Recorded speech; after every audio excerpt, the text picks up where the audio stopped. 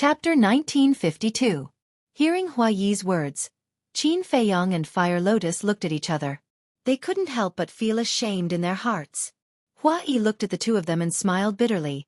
Helping people and being misunderstood is a bit frustrating. Of course, I don't blame you.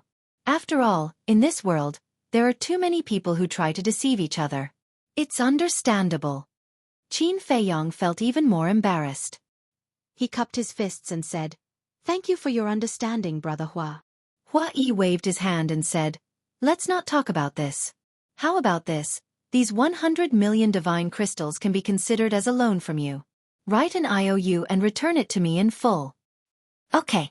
Qin Feiyang nodded. He took out a brush, ink, paper, and inkstone, quickly wrote an IOU and pressed his fingerprint on it. Hua Yi also put it away with a smile. 50 million. 50. 1 million. The bidding continued. With this 100 million divine crystals, Qin Feiyang finally had some confidence. However, he wasn't in a hurry to call out a price. The price soared all the way to 70 million divine crystals. At this time, there were only a few people bidding. 70 million divine crystals. Even a monstrous alchemist from Nine Heavens Palace would find it difficult to bear. "Brother Zhang, you can make your move now." Hua Yi smiled. Qin Feiyang nodded. He glanced around the auction house and said indifferently, 71 million. HM? Everyone present was stunned. Before, although everyone was bidding, it was basically 10,000 or 100,000. But now, he actually increased the price by 1 million. Which nouveau riche was? Qin Feiyang's bid was in fact indirectly telling others that he was determined to obtain the Nine Suns lightning fire. If they knew what was good for them, they wouldn't compete anymore. Sure enough. After he called out a price, the audience quieted down. The few people who were still bidding also fell silent one after another. At the same time, private room number 1. A purple-robed young man was leaning against a chair with one hand supporting his head. He had a lazy look on his face. Beside him stood a short man with shifty eyes. This person was Pang En, who had formed a grudge with Qin Feiyang's group of 3. This voice, when Qin Feiyang spoke, Pang En's expression slightly froze. Then, a sneer crept up his eyes as he looked at the purple-robed young man and said, "Senior Brother Jun, of the 3 people I mentioned just now, this person is one of them." The purple-robed young man was taken aback and asked, "I'm sure. I remember his voice." Pang En said. The purple-clothed youth raised his head and looked at the private room where Qin Feiyang and the other 2 were in. His eyes flickered.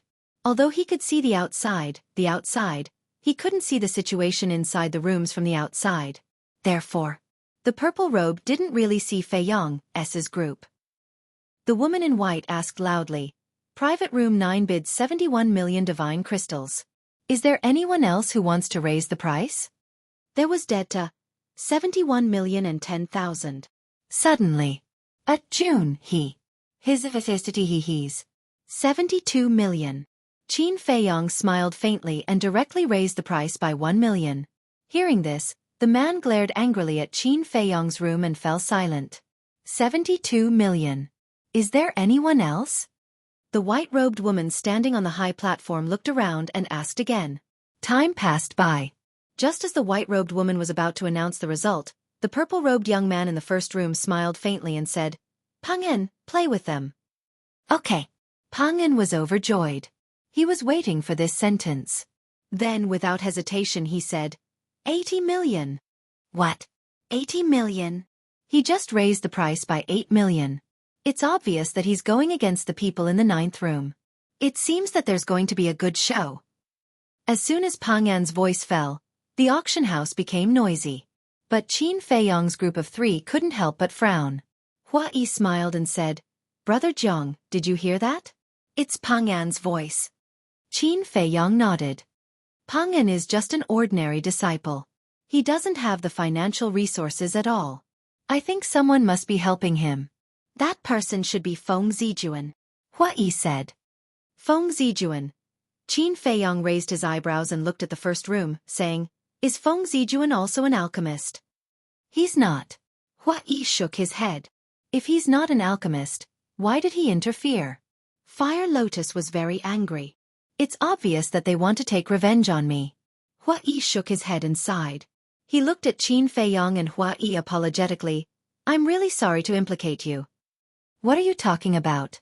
At that time, I also humiliated Pang En. With his personality, he definitely won't let me go. Qin Feiyong said. Hua Yi sighed.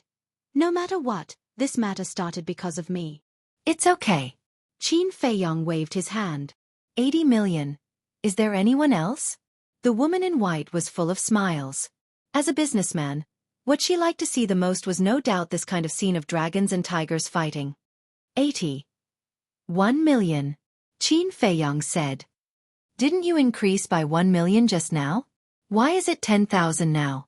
If you don't have the strength, don't come and compete, lest you make a fool of yourself. 81 million. Pang An's voice sounded immediately, and he also humiliated Qin Feiyong. The crowd also roared with laughter. Especially those people who were forcibly suppressed by Qin Feiyong before. The gloating on their faces was undisguised. Snatch. Now you've met someone who's more awesome than you. This is retribution. 80. 1 million. Qin Feiyong said again. His tone was calm. He can still endure it. It seems that this person's temperament is not bad. Feng Zijuan murmured, still leaning on the chair with a lazy look, as if nothing could move him. Senior brother Jun, you think too highly of him. He must be pretending to be calm now, stubbornly holding on. Pang En said. In that case, let's test his bottom line. Feng Zijuan smiled faintly. Okay. Pang En nodded and shouted. 90 million. Gasp. As soon as this voice sounded, the people present couldn't help but gasp. 90 million divine crystals. This person was really generous. And the woman in white on the high platform was already blooming with joy. Although the 9 Suns Thunderfire was a rare treasure of heaven and earth, 90 million had far exceeded its value.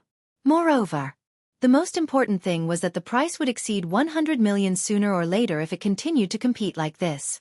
Fire Lotus looked at Qin Feiyong and couldn't help but say, Brother, why don't we just forget it? Even if they won, it would only benefit the treasure pavilion. It was not worth it. Feng Zijuan? Pang En, Qin Feiyong's eyes flickered, and suddenly smiled. 90. 1 million. What? He dares to raise the price. Everyone was in disbelief. Which rich man was this to be so bold? It seemed that he was really determined to get the 9 Suns Thunderfire. Pang En was also dumbfounded, and looked at Feng Zijuan at a loss. Feng Zijuan glanced at the 9th private room and remained silent. Interesting. Gradually. The corner of his mouth raised slightly, and he said with a faint smile, 100 million. 100 million. Oh my God. One is more terrifying than the other. Everyone was shocked. Wait. This voice. It's Feng Zijuan. So it's him. After recognizing Feng Zijuan, everyone once again looked at the private room where Qin Feiyong and the other two were, and the gloating in their eyes was even more intense. He actually dared to offend Feng Zijuan? This person was really blind. Hua Yi frowned, looked at Qin Feiyong and said, Brother Jiang, Feng Zijuan personally bid, which means that he is serious. I think it's better. Although he didn't finish, as long as one wasn't a fool, they could understand that Hua Yi wanted him to give up. Brother, this Feng Zijuan is the grandson of the 9 Heavens Palace's resource hall master. His wealth is definitely not something we can compare with. Let's listen to Brother Hua Yi. And think of another way. Fire Lotus also said. Qin Feiyong was silent. Not long ago on the 3rd floor, weren't you all very arrogant? What? Have you become mute now? Haha. With this little ability, you dare to go against us. You really overestimate yourself. Pang En laughed, full of sarcasm. Fire Lotus hurriedly said, Brother, he is provoking you, don't be fooled. Brother Jiang, think twice.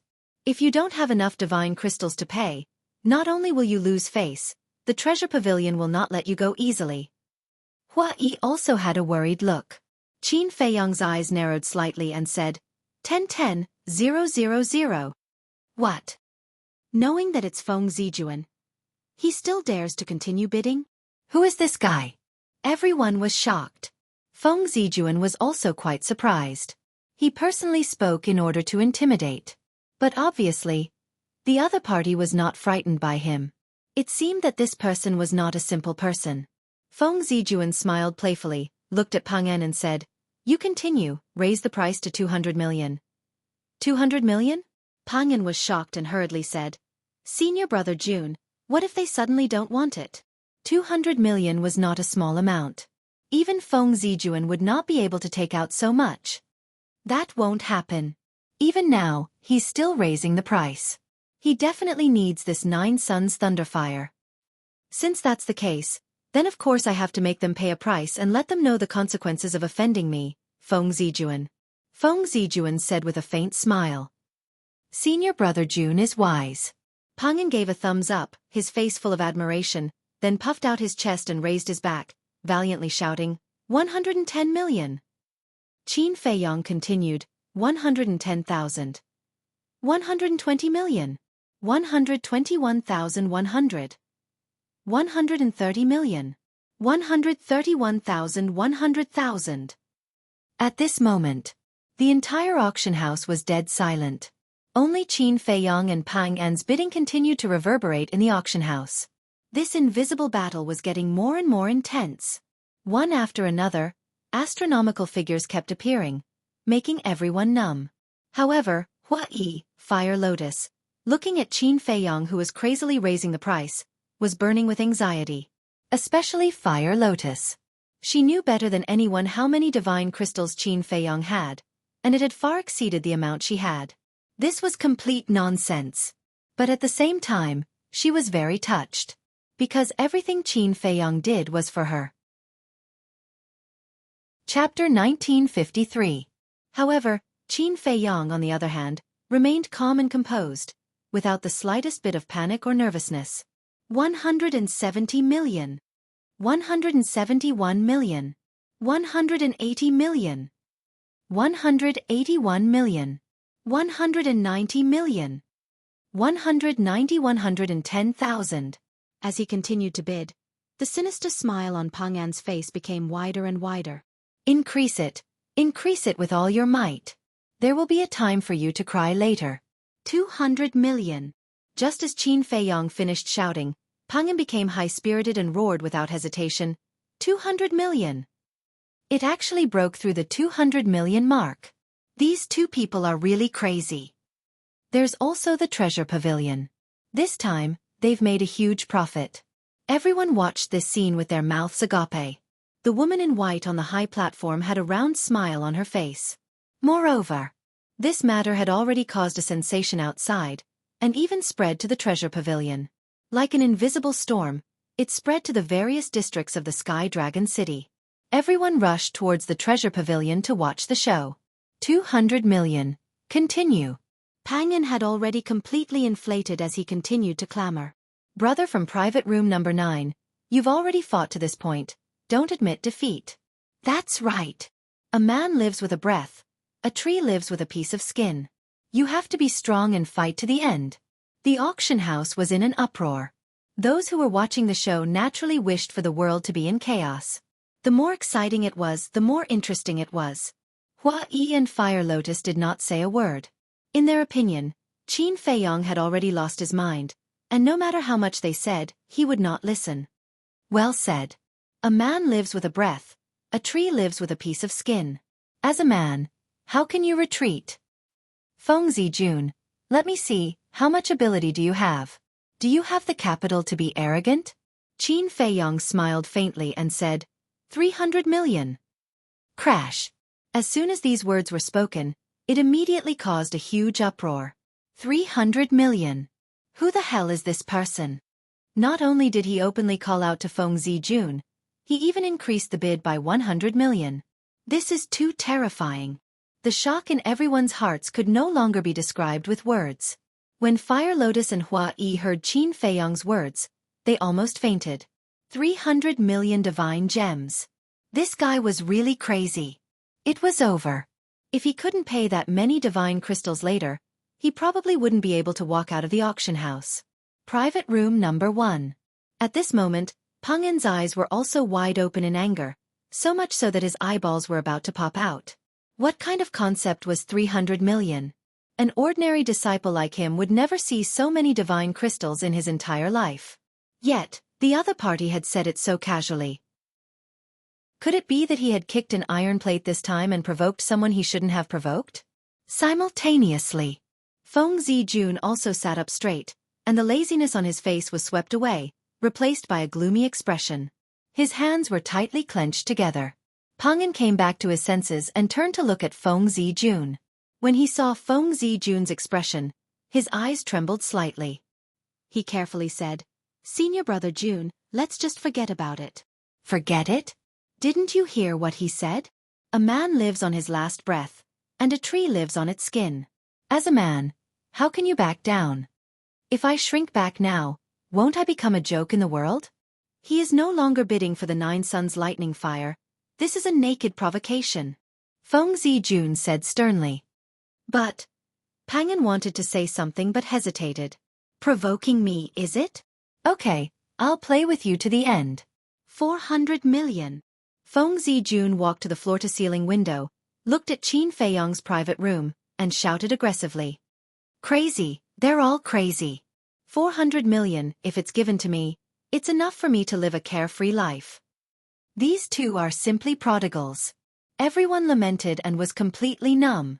They looked at private room number 9, waiting for Qin Feiyong's voice to sound. Haha. After waiting for a long time, Qin Feiyong's laughter finally sounded. Listening to this laughter, there's no fluctuation. It seems that he will continue to raise the price.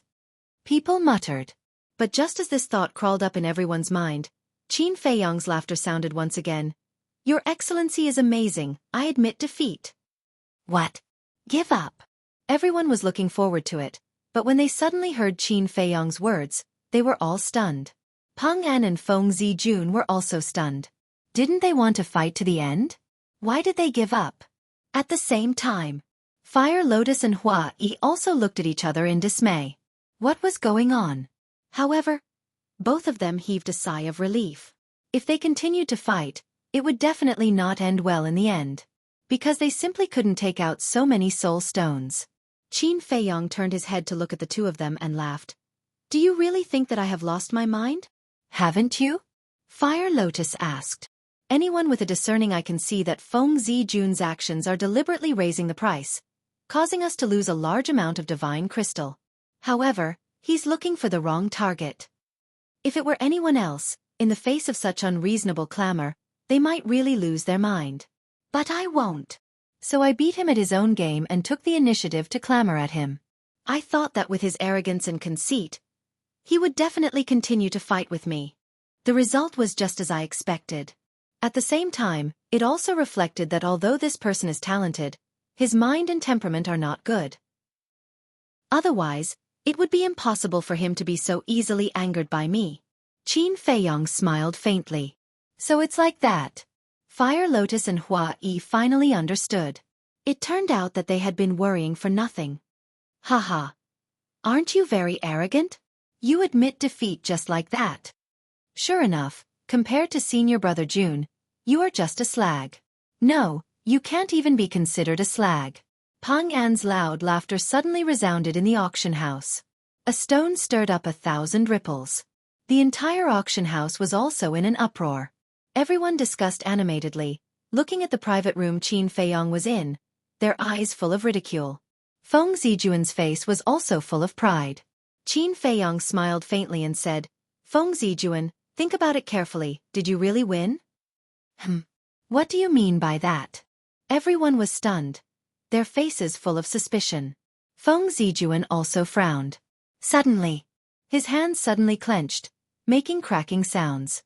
His face was also gloomy to the extreme. Seeing the situation, Pang An moved to Feng Zijun's side and said with a flattering smile, Senior brother Jun, you won in the first place. Everyone saw it for themselves. What are you still angry for? Shut up. Feng Zijun slapped Pang An's face fiercely. Pang An immediately smashed onto the ground beside him like a dead dog. His face was deformed, and he was in so much pain that he cried for his parents. Using 400 million divine crystals to buy a cluster of 9 sun lightning fire. I can only say that I admire Feng Zijun's courage. Treasure Pavilion, you don't need to thank me because Feng Zijun is willing to do this.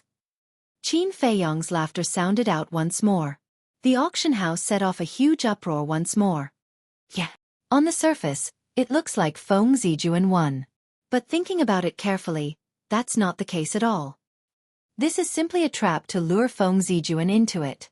Haha. To think that this Feng Zijuan and Pang En were still smug. Actually, they themselves are the biggest idiots. Even a freak like Feng Zijuan was schemed against so tightly. This person's methods are profound. Being reminded by Qin Feiyong like this, everyone came to their senses. Their gazes also all shifted to the number 1 private room.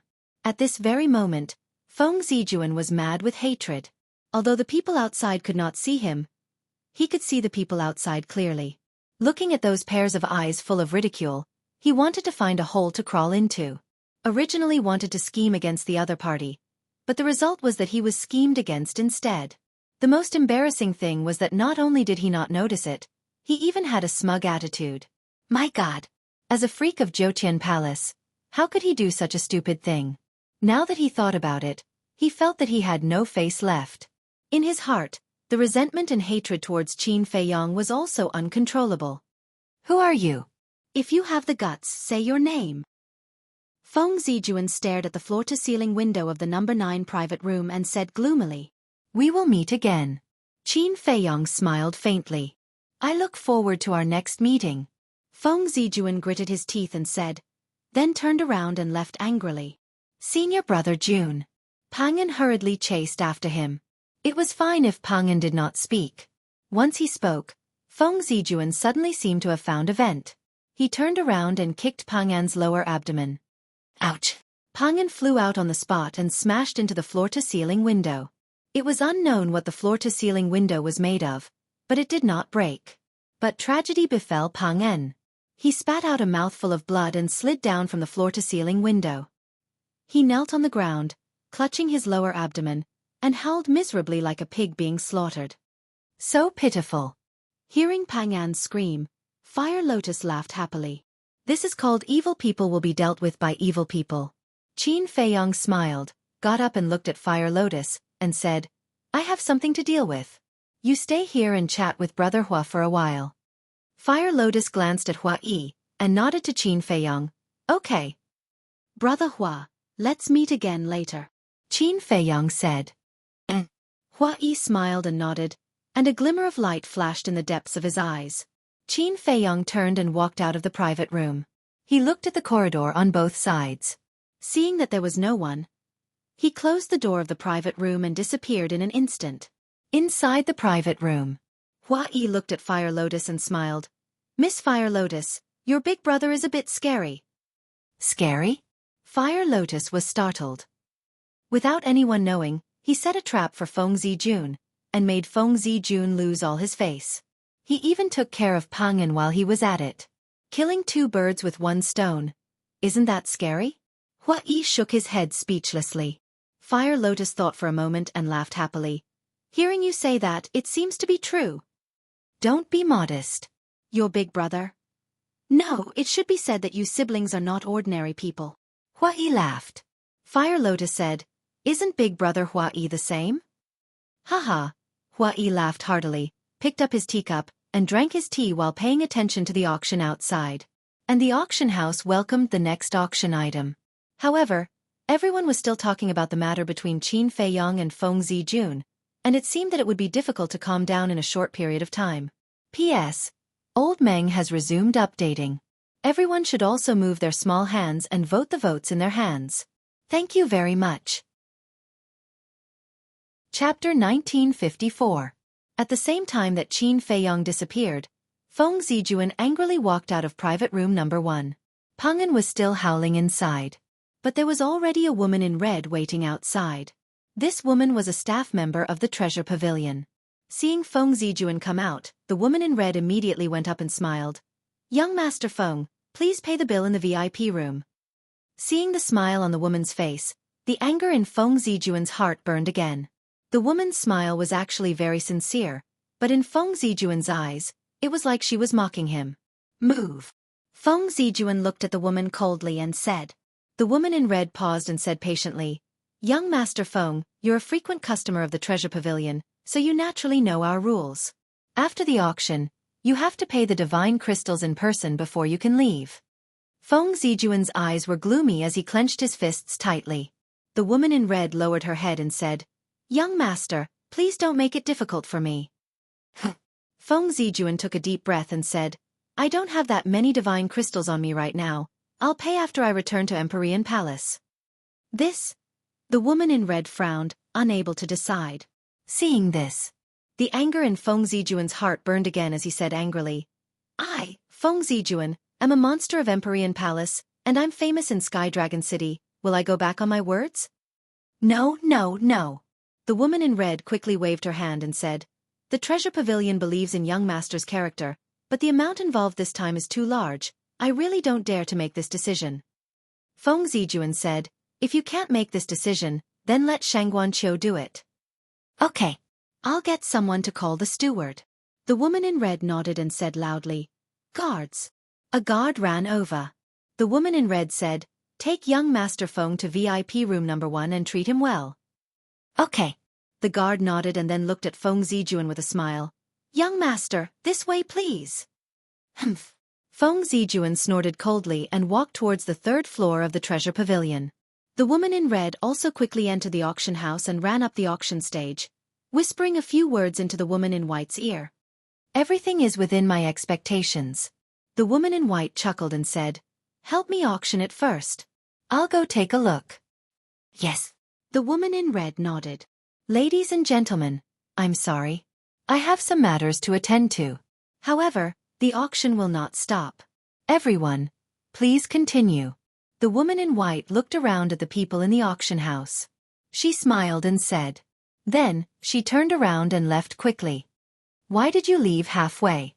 Is there even a need to ask? It must be because of Feng Zijuan. 400 million divine gems. Even Feng Zijuan can't afford that. Feng Zijuan has lost a lot of face this time. It doesn't matter if he loses face. The most important thing is his parents and grandfather. His parents are the enforcement elders of Nine Heavens Palace, and his grandfather is the hall master of Nine Heavens Palace's resource hall. When has he ever embarrassed himself like this? When they receive the news, Feng Zijuan will definitely suffer." Everyone whispered in each other's ears, their faces full of ridicule. 3rd floor. VIP room 1. The woman in white pushed the door open and entered. She saw Feng Zijuan sitting beside the tea table, his face ashen. The guard stood to the side and looked at Feng Zijuan silently. In fact, this was surveillance, to prevent Feng Zijuan from leaving.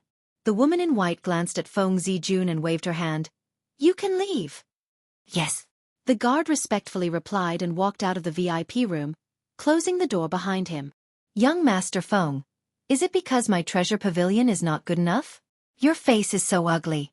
The woman in white walked to the tea table and sat opposite Feng Zijuan, laughing. "Can you not laugh?" Feng Zijuan raised his eyebrows, his anger rising. Good, good, good."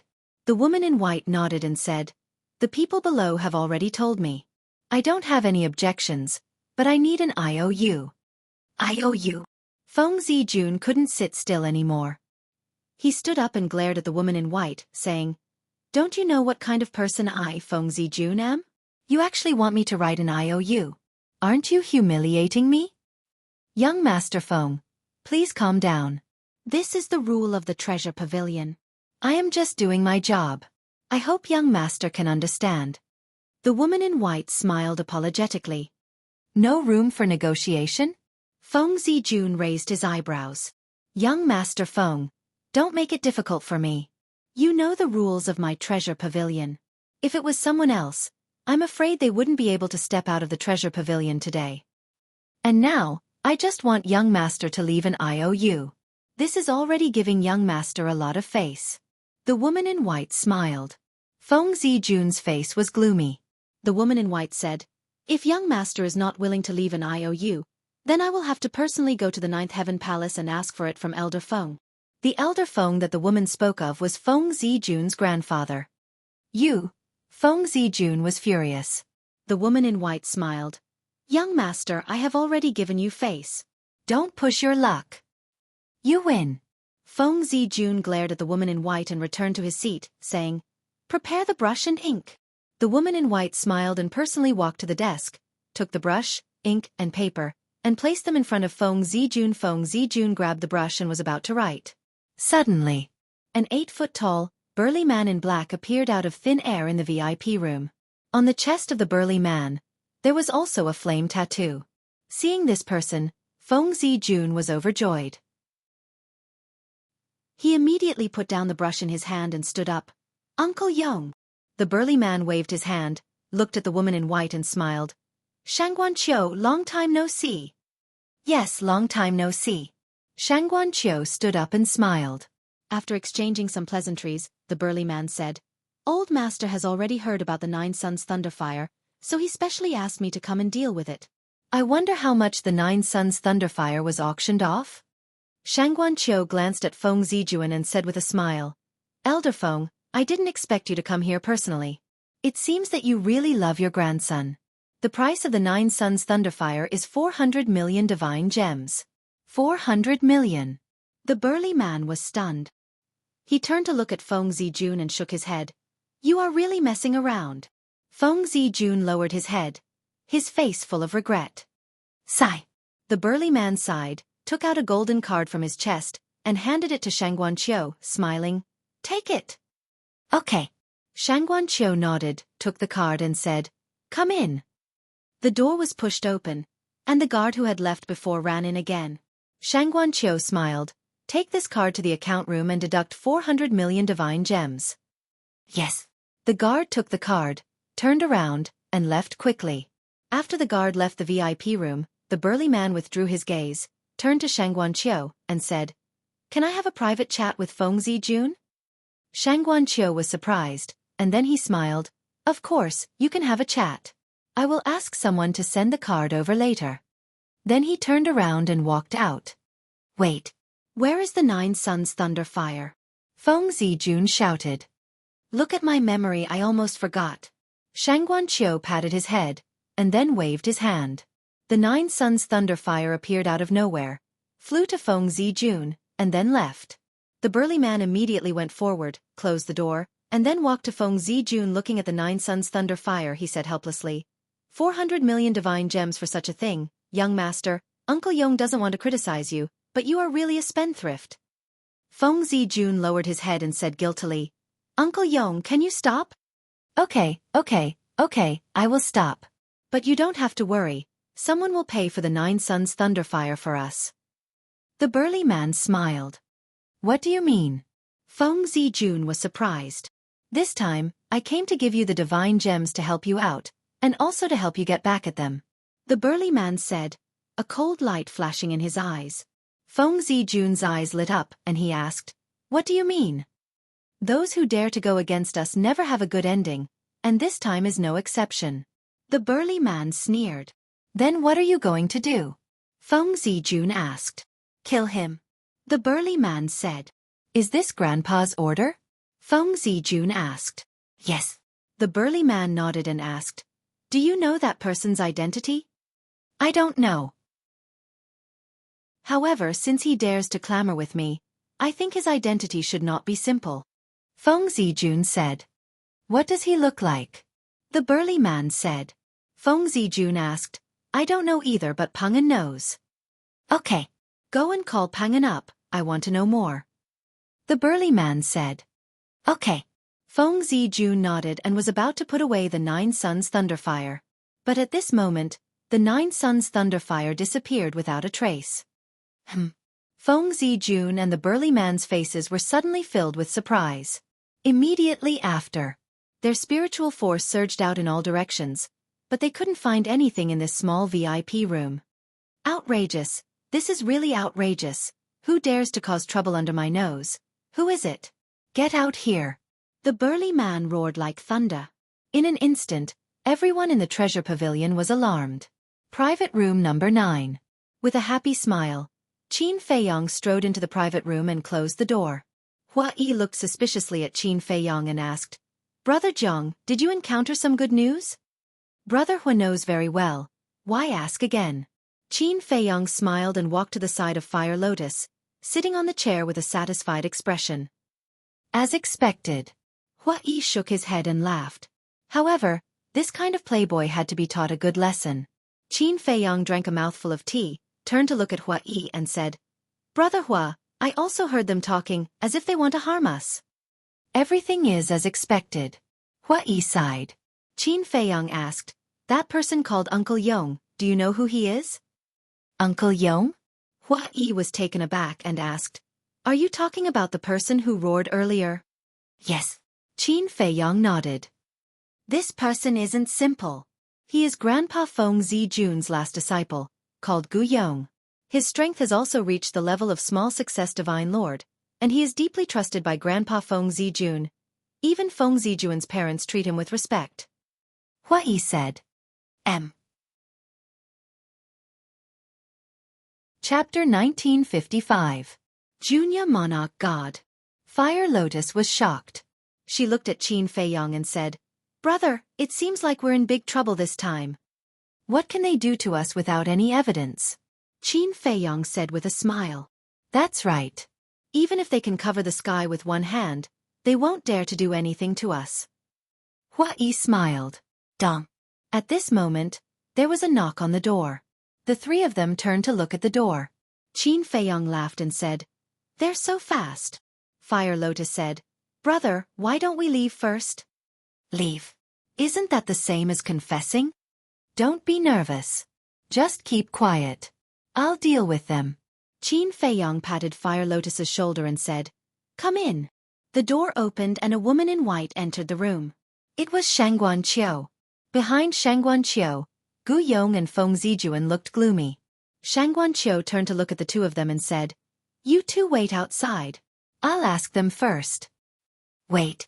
Feng Zijun raised his eyebrows and said angrily, Who else could it be? Young Master Feng, do you have any evidence? There's no evidence. You're just making things up. And the three of them are guests of the Treasure Pavilion. I can't offend them because of your baseless guess.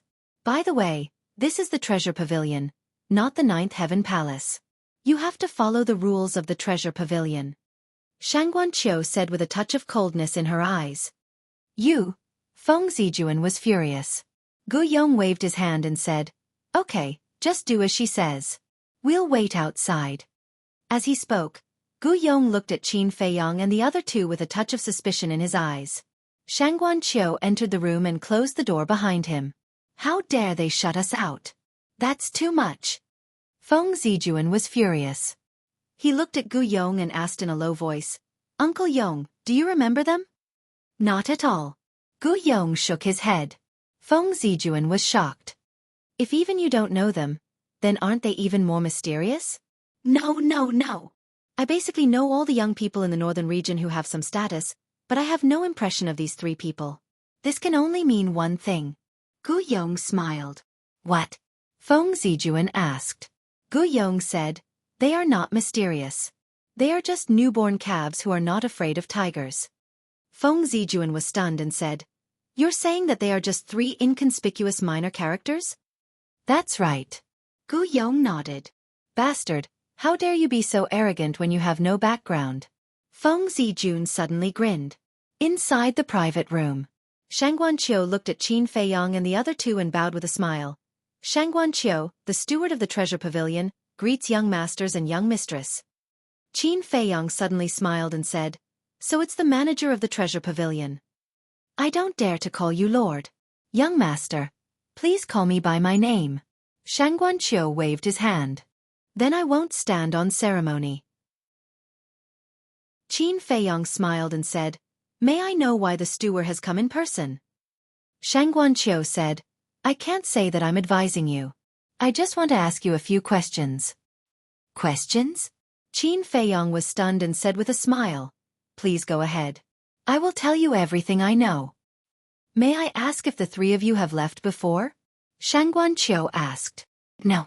We have been here all this time and have never left. Qin Feiyang said. Really? Shangguan Qiu said. Of course. Qin Feiyang nodded. Shangguan Qiu said again, Do the three of you know that the Nine Suns Thunder Fire was stolen from the VIP room on the 3rd floor? What? The Nine Suns Thunder Fire was stolen? Qin Feiyang and the other two stood up, their faces full of shock. Shangguan Qiu looked at Qin Feiyang and the other two. Whether it was Qin Feiyang or Hua Yi, the shocked expression on their faces was not fake at all. As for Fire Lotus, although she was wearing a mask and her expression could not be seen, there was no trace in her eyes. Looks like it's really not them, Shangguan Qiu muttered. As the steward of the treasure pavilion, she was very confident in her ability to judge people. No matter who it was, no matter how well they hid, they could not escape her eyes.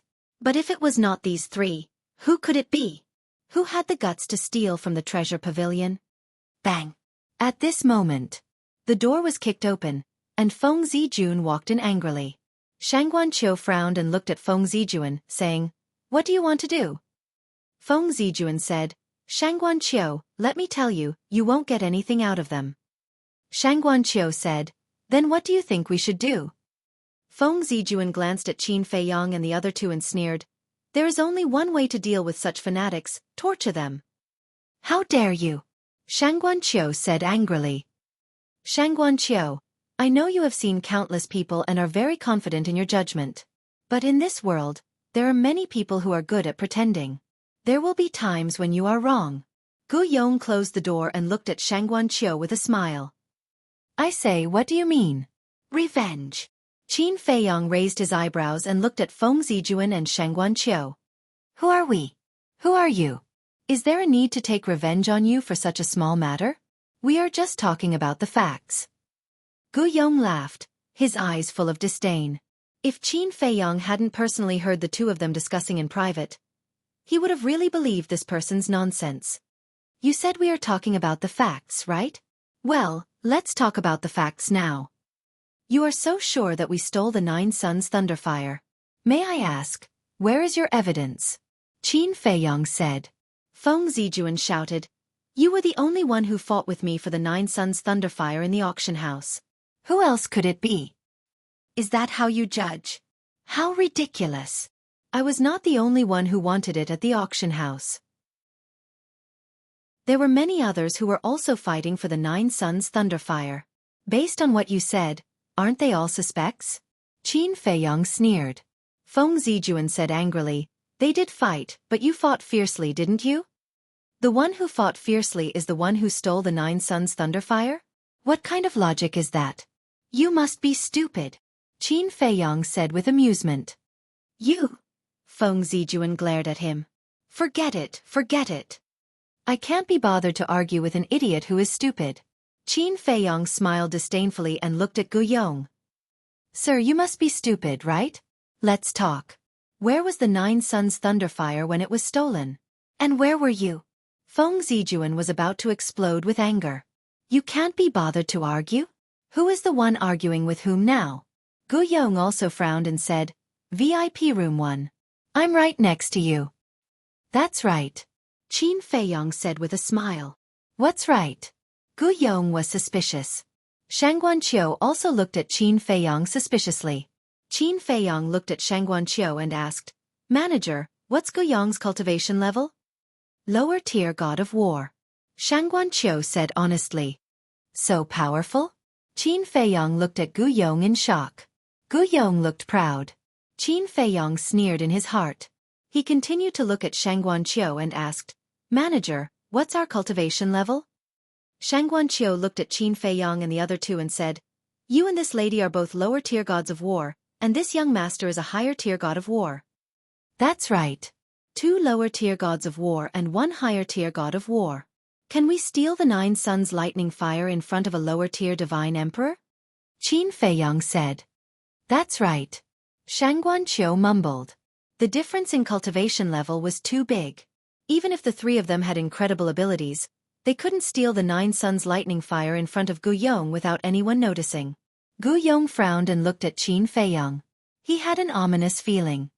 A lower-tier divine emperor. Such a terrifying existence. I'm afraid that even if we have the divine item of space, we can't steal the Nine Suns lightning fire. Moreover, we're in the treasure hole. Even if we borrow courage from the heavens, we won't dare to cause trouble in the treasure hole. Qin Feiyang sighed. Shangguan Qiu nodded and said, "That makes sense.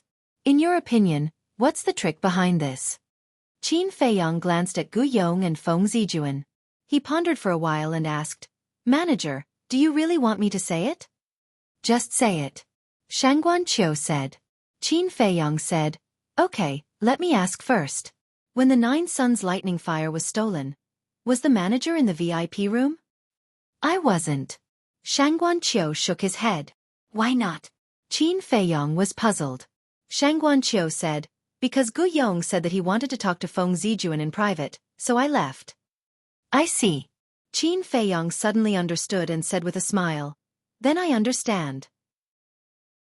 Gu Yong, Feng Zijuan, you two are really good at scheming. What do you mean? Feng Zijuan was at a loss. Gu Yong's uneasiness grew stronger. Qin Feiyang looked at Feng Zijuan and said angrily, Don't you know what I mean? Previously at the auction house, I embarrassed you, and because you held a grudge in your heart, you deliberately put on this show with Gu Yong to frame us. Frame us? Shangguan Qiu was stunned. After hearing this, Feng Zijuan was also stunned. When he came back to his senses, he immediately shouted, Nonsense! Nonsense? Then why did you send Shangguan Qiu away?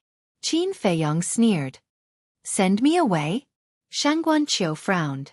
Yes. They were sending you away. Because if you were there, they wouldn't be able to fake the scene of the 9 Suns lightning fire being stolen.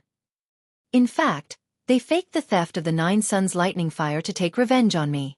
They were also using someone else to do their dirty work. Qin Feiyang said. That makes sense. The 9 Suns lightning fire was stolen from the treasure pavilion, so the treasure pavilion can't escape the blame. For the sake of the treasure pavilion's reputation, you will definitely investigate to the end. Then, they will take the opportunity to instigate you to get rid of us. After Xueqi finished, he looked at Gu Yong and Feng Zijuan and sneered, What a brilliant plan, I admire it. You're slandering me. Feng Zijuan shouted angrily. Gu Yong was also extremely angry. He never thought that he would be the one being blamed. He looked at Shangguan Qiu and said in a low voice, Do you believe their words? Shangguan Qiu pondered for a moment, then looked up at Gu Yong and said, With your strength and status, I believe that no one here would dare to steal from you, so I have to believe it. After that, Shangguan Qiu added, Moreover, you said before that you didn't find anything like a Space Divine item in the VIP room. Without a Space Divine item, who could sneak into the VIP room? Gu Yong's heart trembled. Chapter 1956. Qin Feiyang looked at the two of them and sneered. Feng Zijuan, Master Gu Yong, you have nothing to say now, right? You? Feng Zijuan was so angry that he gritted his teeth. He had come to settle accounts with the three of them, but he did not expect them to embarrass them with just a few words. Shangguan Qiu said in a low voice, Feng Zijuan, Gu Yong, I don't care what you want to do, but I advise you not to drag the treasure pavilion into this. Feng Zijuan said anxiously, Shangguan Qiu, they're just pretending to be a thief. Don't be fooled. Qin Feiyang said, You should know better than anyone who's pretending to be a thief. You? Feng Zijuan was so angry that he could not speak. That's enough. Gu Yong shouted coldly. He looked at Qin Feiyang and the other two and sneered. You're good. We admit defeat this time, but there's still time. Let's wait and see. Qin Feiyang said angrily, Manager, did you see that? They're desperate and threatening us. Shangguan Qiu glanced at Gu Yong and Feng Zijuan and said, The three of them are now guests of the treasure pavilion, so I hope you can have some awareness. Don't worry. We won't do anything to them in the treasure pavilion. But it's hard to say once they leave the treasure pavilion. Feng Zijuan, let's go. Gu Yong smiled coldly, turned around, and slammed the door. Feng Zijuan followed behind him and said to himself, Uncle Yong, are we just going to let it go? What else do you want? If we continue, it'll only make things worse. It's my fault. I underestimated the three of them. They're so shrewd. Gu Yong said telepathically. After the two of them left, Shangguan Qiu looked at Qin Feiyang and the other two and said apologetically, I'm so sorry to have frightened you. No. We have to thank you, Manager. If you had stood up for us, I'm afraid we would have been killed by them today. Qin Feiyang quickly waved his hand and said gratefully, You're too kind. Shangguan Qiu shook his head and said with a smile, Then you can continue. I'll go. Take care, steward. Qin Feiyang cupped his hands and said, After Shangguanqiu left, Fire Lotus hurriedly closed the door. She patted her chest and whispered, "You scared me to death." "What's so scary about that?" Qin Feiyong was speechless. "Not everyone is like you." Fire Lotus pouted. "Me?" Qin Feiyong chuckled and said, "Actually, the truly powerful one is Brother Hua." "Brother Jiang, your words are too much for me. Throughout the entire process, I only said one sentence. You were the one who spoke the rest. If you're amazing, then Brother Jiang is the one who's amazing." Hua Yi laughed. "All right, stop flattering each other. You're all the same." Fire Lotus rolled her eyes at the two. Qin Feiyong and Hua Yi looked at each other and couldn't help but smile bitterly. Fire Lotus said, "Brother, we have no use for those divine crystals. Should we return them to Big Brother Hua Yi?" "Indeed, we don't need them." Qin Feiyong smiled and took out the interspatial ring. He handed it to Hua Yi and said, "Thank you." "You're welcome." Hua Yi shook his head and smiled. He took the interspatial ring and crushed the IOU. Ninth Heaven Palace. In a magnificent hall, a red-haired old man sat on a throne. His aura was unfathomable. At this moment, he was looking at two people below him with anger. The two people standing below him were Gu Yong and Feng Zijuan. Both of them lowered their heads and trembled in fear. They didn't dare to look at the red-haired old man. Someone who could make them so afraid must be the Hall Master of Ninth Heaven Palace's Resource Hall. "Good job. You used 400 million divine crystals to buy a cluster of 9 suns lightning fire. The funniest thing is that it was snatched away." "Feng Zijuan, good job. I'm proud to have a descendant like you." "And you, Gu Yong." An exalted small perfection divine lord is actually being toyed with by 3 brats who are still wet behind the ears. "You really give this old man face." The red-haired old man broke the silence and laughed angrily at the two. "Master, we know our mistake. Grandpa, we also know our mistake." The two shuddered and quickly knelt on the ground. "What mistake did you make?" "It's all my fault. I didn't teach you well and caused you to be teased outside.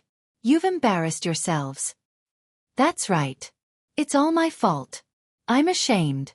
The red-haired old man smiled, but his smile was terrifying. Gu Yong and Gu Yong couldn't help but feel their hair stand. "Grandpa, I'm sorry." Gu Yong lowered his head and said with a face full of self-blame, "I'm sorry." The red-haired old man chuckled. But suddenly, he slammed his palm on the armrest of the chair and landed in front of Feng Zijuan. He slapped Feng Zijuan's face. Feng Zijuan flew out on the spot and pretended that his head was bleeding. "What's the use of saying sorry? Let me tell you, this isn't a disgrace to you. It's a disgrace to this old man and your parents. Tell me, after doing such a stupid thing, how do you want this old man and your parents to face the world in the future? Face the disciples of Nine Heavens Palace?" The red-haired old man blew his beard and glared. He was extremely angry. "Grandpa, I was wrong. I won't do it again.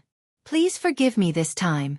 Feng Zijuan ignored the blood on his face and crawled to the red-haired old man and begged, "Scram. Go and reflect on your mistakes.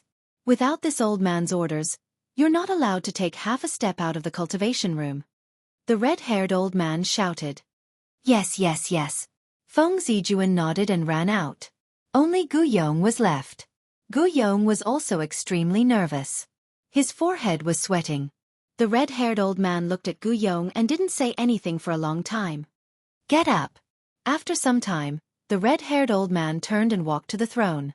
He sat on it and looked at Gu Yong. "Yes." Gu Yong replied respectfully and looked at the red-haired old man. The red-haired old man asked, "Who are those 3 people?" Gu Yong said, "Disciple doesn't know them. According to Disciple's guess, they should be people who came to Sky Dragon City for the first time." The red-haired old man said, "Then it's easy. Find a chance to make them disappear. This time, there can't be any accidents. Also, don't let anyone see them." Disciple understands. Gu Yong nodded. The red-haired old man asked again, "How is Gongzi Feng?" Gu Yong said, "He's still secretly doing things like killing people for money. But apart from that, he's quite honest." "Honest? Humph. His existence is the shame of my Feng family." The red-haired old man snorted coldly. "Master, Forgive this disciple for offending you.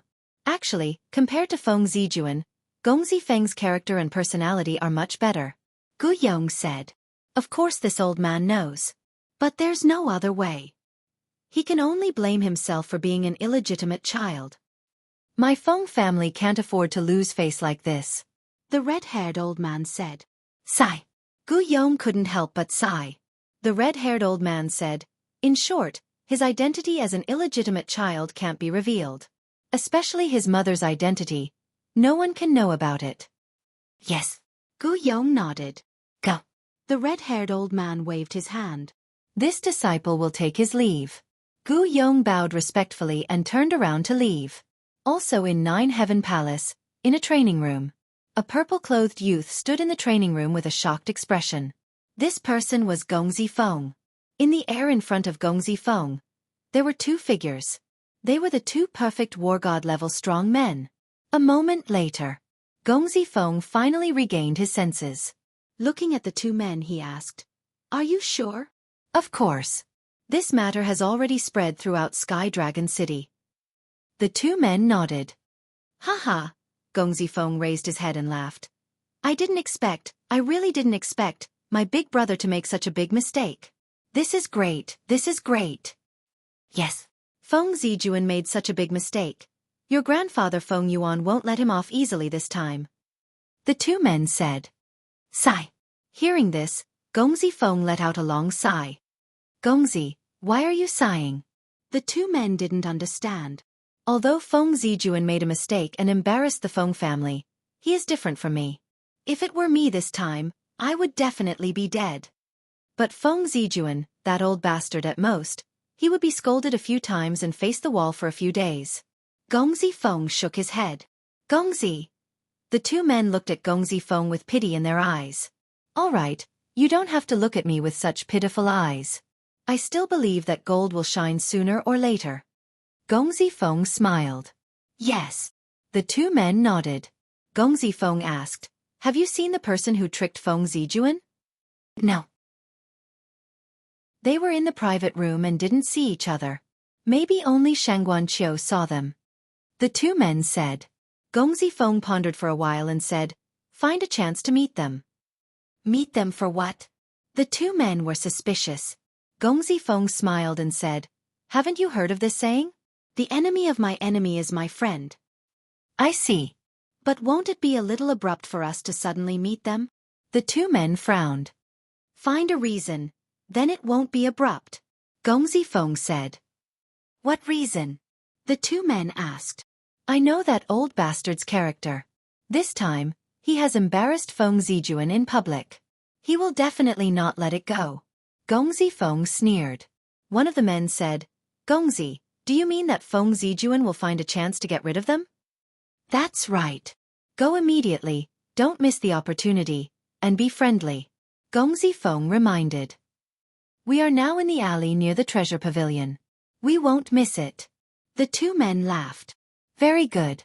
I will also go and show some concern for Feng Zijuan and see how miserable he is now.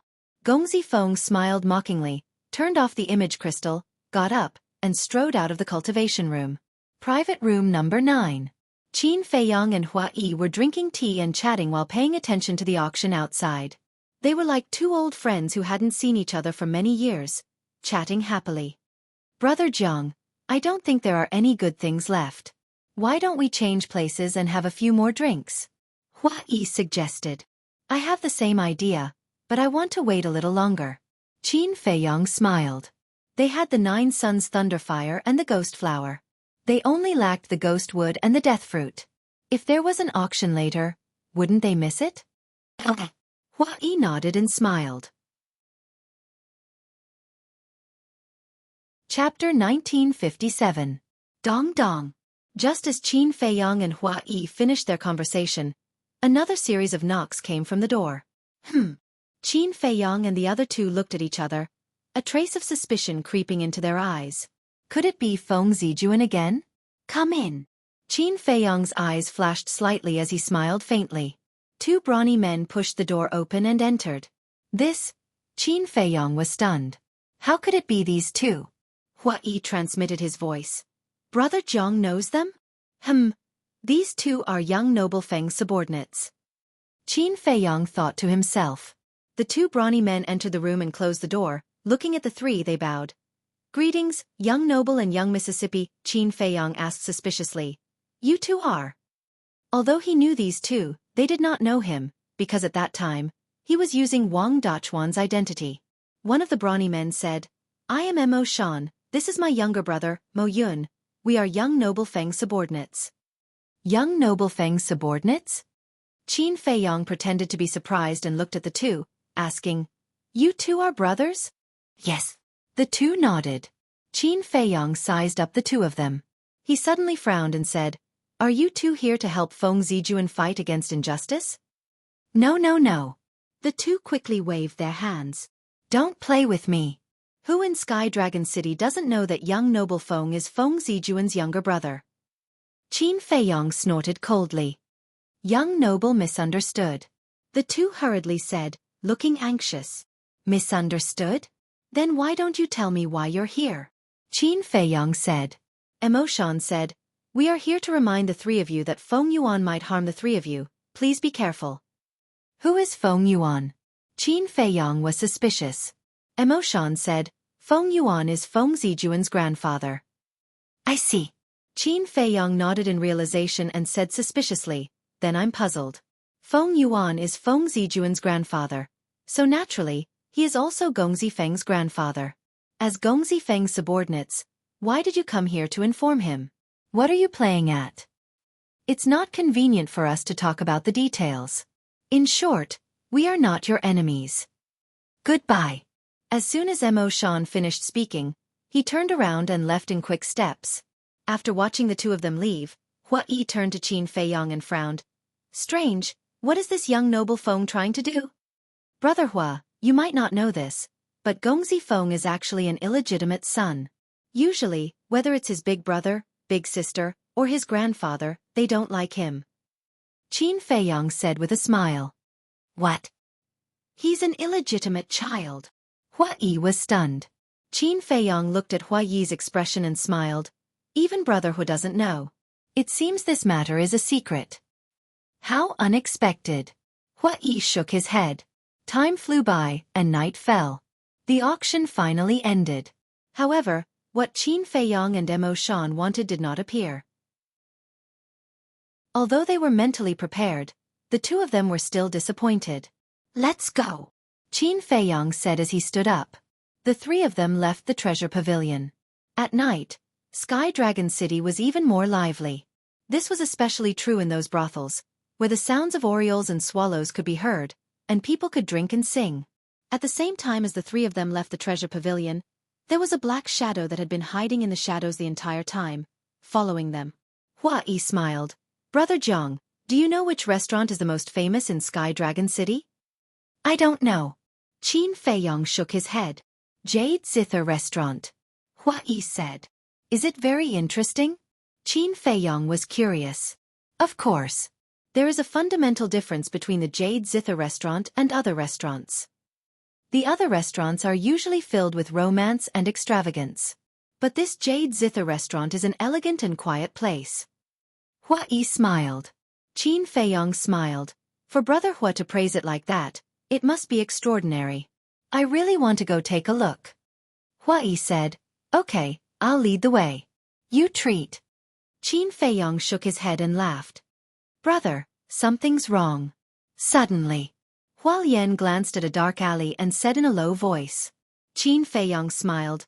You're a bit slow to realize it now. Fire Lotus was stunned. She looked at Qin Feiyong and Xueqi and found that the two of them were smiling. She asked in astonishment, You guys have already? The moment we left the treasure pavilion, I already noticed that someone was following us. It's just that I didn't say anything. Qin Feiyong smiled faintly. This person must be Feng Yuan's lackey. It seems that Mo Shan and Xueqi are right. This Feng Yuan won't let this go. Xueqi shook his head and sighed. Although Feng Yuan's people wouldn't dare to make a move against them in public, as long as they left Sky Dragon City, they would definitely fall into danger. It would be a lie to say that he didn't have a headache after getting into such a big trouble. Xueqi sent a sound transmission. Brother Jiang, I want to ask, how do you plan to deal with this matter? Different situations call for different actions. Qin Feiyong laughed, without the slightest bit of worry on his face. Haha. Different situations call for different actions. Compared to Brother Jiang's temperament, I'm really lacking. Xueqi laughed. The Jade Zither restaurant was also located in the center of Sky Dragon City. It was only about a dozen miles away from the treasure pavilion. It was an antique building. Under Huayi's lead, the three of them quickly arrived at the entrance of the Jade Zither restaurant. Before they entered, they could already hear the melodious sound of the zither. The three of you, please come in. A woman in classical attire welcomed them with a smile on her face, giving off a comfortable and intimate feeling. The three of them stepped into the Jade Zither restaurant. The layout and decoration of this place was also unique. There were no independent rooms from the first floor to the fifth floor. Instead, there were rows of private seats. On both sides of the corridor, there were pots of white flowers at intervals, emitting a fragrance that assailed the nostrils. Other than that, there were no gorgeous decorations, nor was there the slightest bit of extravagance. Everything seemed simple. The 6th to 10th floors were places to rest and sleep. Huayi said in a low voice, Brother Jiang, there is a rule in the Jade Zither restaurant. I have to tell you in advance that you are not allowed to drink, cause trouble, or fight. Qin Feiyong nodded and looked around. There were more than 1,000 private seats on the first floor to the 5th floor. But at this moment, it was almost full. But even so, compared to the clamor of other restaurants, this place was very quiet. Other than the sound of the zither reverberating in the ears, it was difficult to hear any other noise. Everyone deliberately lowered their voices when they spoke. And the people here were basically young men and women. Qin Feiyong even saw many disciples of the Nine Heavens Palace. Qin Feiyong suspiciously said, Brother Hua, why do I feel like this is a place to talk about love? Brother Jiang has good eyesight. Huayi laughed in a low voice. His laughter was very wretched. Qin Feiyong rolled his eyes. But such a quiet place was indeed suitable for young people to talk about love. Wait. Why did he say young people? Right now, wasn't he also a young man in his prime? Under the guidance of the woman in classical attire, the three of them went up to the 4th floor and walked to a private seat leaning against the railing. From here, they could clearly see the situation on the 1st floor below. Qin Feiyong and Huayi sat opposite each other. Fire Lotus sat next to Qin Feiyong. Soon, a waiter brought wine and food. Qin Feiyong and Huayi were drinking wine when they heard the sound of the zither. The beautiful sound of the zither was like flowing water, neither fast nor slow. It made one's heart involuntarily calm down. Who is this person playing the zither? Fire Lotus suspiciously poked her head out and looked at the 10th floor above. The sound of the zither came from a room on the 10th floor. But the door was closed, so they couldn't see the person playing the zither. This person playing the zither is the owner of the Jade Zither Pavilion. But she has another identity, and this identity is very scary. Huayi smiled mysteriously. Fire Lotus helplessly said, Brother Xueqi, can you not keep us in suspense? Have to maintain a little mystery, otherwise there won't be any surprises. Xueqi smiled. Fire Lotus was quite depressed. Qin Feiyong said, Speaking of playing the zither, I know someone. Her zither music is not worse than the owner of the Jade Zither Pavilion. Huayi was surprised and asked curiously, Who? An elder of mine. In terms of seniority, she can be considered a great-grandmother. Qin Feiyong said. The person he was talking about was naturally Qin Rushuang. When Qin Rushuang was in the Dragon Phoenix Pavilion, she attracted the admiration of countless young talents. Great-grandmother level? Brother Jiang, are you joking? How can an old woman be compared to the owner of the Jade Zither Pavilion? Huayi said unhappily. Old woman? Qin Feiyong's face twitched. At the same time, in the ancient castle, Qin Rushuang opened her eyes, her beautiful face full of anger. He actually called her an old woman? How preposterous. Fire Lotus also covered her mouth at the side. What? Did I say something wrong? Huayi looked at the two suspiciously. No. Qin Feiyong waved his hand and smiled. Just as he finished speaking, Qin Feiyong seemed to have noticed something and looked down at the door on the 1st floor. Fire Lotus and Hua-Yi also looked down and saw a 25 or 26-year-old black-clothed youth walking into the first floor of the hall. It should be him, Hua-Yi murmured. Qin Feiyong nodded. The black-clothed youth's cultivation was not ordinary. He was a greater-tier war god. After entering the hall, the black-clothed youth looked around with an expressionless face, then found a private room on the first floor and drank silently. However, his eyes would occasionally glance at Qin Feiyong and the other two.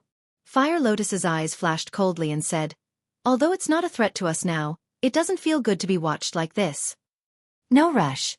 Qin Feiyong smiled faintly and asked Hua-Yi, "Brother Hua, how do you usually earn soul stones?" "Soul stones?" Hua-Yi was stunned. He picked up his wine cup and drank it in one gulp, then sighed. "It's not that easy to earn soul stones." "Why do you say that?" Qin Feiyong was suspicious. "You saw it too. Even the treasure pavilion uses divine crystals to trade, so it's very difficult to earn soul stones," Hua-Yi said. Qin Feiyong frowned. "There must be a way, right? With enough soul stones, everyone's strength would be able to increase quickly. So no matter what, they had to get soul stones. Soul stones are priceless. Even if there are, no one will sell them. Take the treasure pavilion for example. As far as I know, not only do they have soul stones, but they also have soul veins. But they don't use soul stones to trade. Unless there's some treasure that they value," Hua-Yi said. Literature Museum. Chapter 1958. Important Things. Qin Feiyong lowered his head and muttered to himself. Hua-Yi smiled and said, "Of course, there's a shortcut." "What shortcut?" Qin Feiyong looked up at Hua-Yi. "Burn, kill and loot," Hua-Yi said. "Ah." Qin Feiyong was stunned. Fire Lotus was also stunned. Burn, kill and loot? How could he come up with such a stupid idea? "Look at how nervous you are." "I'm just joking." Hua-Yi shook his head and smiled. "Actually, the best shortcut to earning soul stones is to enter Empyrean Palace." "Tell me more," Qin Feiyong said. "In Empyrean Palace, even if you're an outer disciple, you can receive 10 soul stones every month. Inner disciples can receive even more. They can receive 50 soul stones every month. Of course, the geniuses of Empyrean Palace, such as Feng Zijuan, can receive even more soul stones every month. In addition, you can also exchange precious herbs for soul stones. In the treasure pavilion, even the most precious herbs can only be exchanged for divine crystals. Empyrean Palace will give out missions every day. As long as you complete these missions, you can get a lot of soul stones." Hua-Yi finished in one breath, his face full of yearning. Such a good treatment? No wonder everyone in the North region wants to enter Empyrean Palace. Qin Feiyong mumbled. "To be honest, Brother Jiang, I entered Empyrean Palace for soul stones." Hua-Yi sighed. "It makes sense." Qin Feiyong smiled and said, "Are there any other forces in the North region besides Empyrean Palace?" "Yes. That force is the treasure pavilion. Don't underestimate the treasure pavilion just because it's a trading place.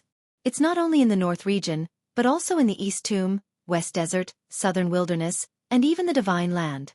So, even the giants of Empyrean Palace are afraid of the treasure pavilion." Hua-Yi said in a deep voice. Qin Feiyong said, "No wonder Shangguanqiu dared to scold Feng Zijuan. Shangguanqiu can't be underestimated. Although she's only the manager of the treasure pavilion, her master is the famous treasure pavilion master. In terms of status, Feng Zijuan is like this in front of her." Hua-Yi stretched out his pinky and smiled. Qin Feiyong and Fire Lotus looked at each other. Frankly speaking, before this, they did not think that Shangguanqiu was that great. But who would have thought that his status would be so high? Being the disciple of the pavilion master of the treasure pavilion was not something that Feng Zijuan could compare to. Wait. 9 Heavens Palace's monthly expenses are so high. Where did they get so many soul stones? Qin Feiyong suspiciously looked at Hua-Yi. Of course it's the soul line. Rumor has it that half of the soul lines in the northern region are in 9 Heaven Palace. How many soul stones do you think they have? Hua-Yi said. This is too shocking. Qin Feiyong was shocked and asked, "Then who has these soul veins?" All the resources of Nine Heavens Palace are controlled by the Resource Hall Master. Xueqi said. The meaning was obvious. It was Feng Yuan who controlled the soul lines. Brother, if we get these soul lines, do you think we won't have to worry about soul stones for the rest of our lives? Fire Lotus whispered. Qin Feiyang and Xueqi heard this and their expressions suddenly became dull. Shh. After Xueqi came back to his senses, he immediately made a shushing gesture towards Huolian and transmitted his voice. Little sister Huolian, you really won't rest until you've shocked people to death. Girl, you've got guts. You actually dare to have ideas about the soul lines of Nine Heavens Palace? Qin Feiyang also smiled bitterly. Fire Lotus smiled embarrassedly. Qin Feiyang said again, however, we can develop in this direction. What? Xueqi was stunned again. Fire Lotus also looked at Qin Feiyang in shock. Qin Feiyang laughed secretly. What haven't I done before? A mere Nine Heavens Palace can't scare me. You siblings are two people who aren't afraid of anything. I'm really convinced. It seems that I have to keep a distance from you in the future. Otherwise, I'll be killed by you sooner or later. Xueqi smiled bitterly. I'm just joking. Don't take it seriously. Nine Heavens Palace is such a terrifying existence. Even if I borrow courage from the heavens, I wouldn't dare to provoke them. Qin Feiyang said. Joking? Xueqi was slightly stunned and shook his head. I really don't think you're joking. Qin Feiyang laughed involuntarily. He held the wine cup and sipped it while paying attention to the black-clothed youth on the first floor. Suddenly, his eyes flashed as he raised his head and drank all the wine in the cup. Then he put down the cup and looked at Xueqi with a smile. Brother Hua, I suddenly thought of something that I have to take care of.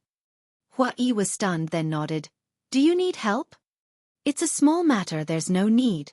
Qin Feiyang shook his head. Xueqi said, That's a pity. I originally wanted to drink with Brother Jiang. There's still a long way to go. Qin Feiyang laughed. That's true. Then let's establish a contract bridge so that we can contact each other in the future. Xueqi took out the image crystal. All right. Qin Feiyang also took out the image crystal.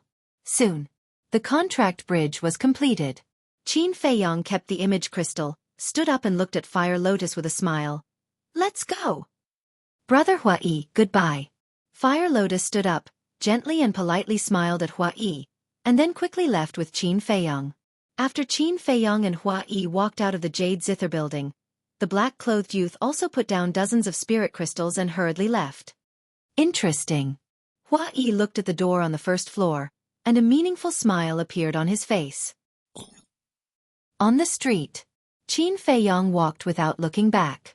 Fire Lotus suspiciously asked, Qin Dage, where are we going? Outside the city. Qin Feiyang agreed in his heart. Then, he became silent. His eyes were sparkling. Fire Lotus looked at Qin Feiyang's side profile with a trace of helplessness in her eyes. Although they had been together for a long time, she could not see through the man in front of her. It was as if there was a veil covering his body. The black-clothed youth had been hiding in the dark, paying attention to Qin Feiyang and Xueqi. Soon, the West City Gate entered Qin Feiyang's line of sight. Qin Feiyang did not stop and went straight out of the city.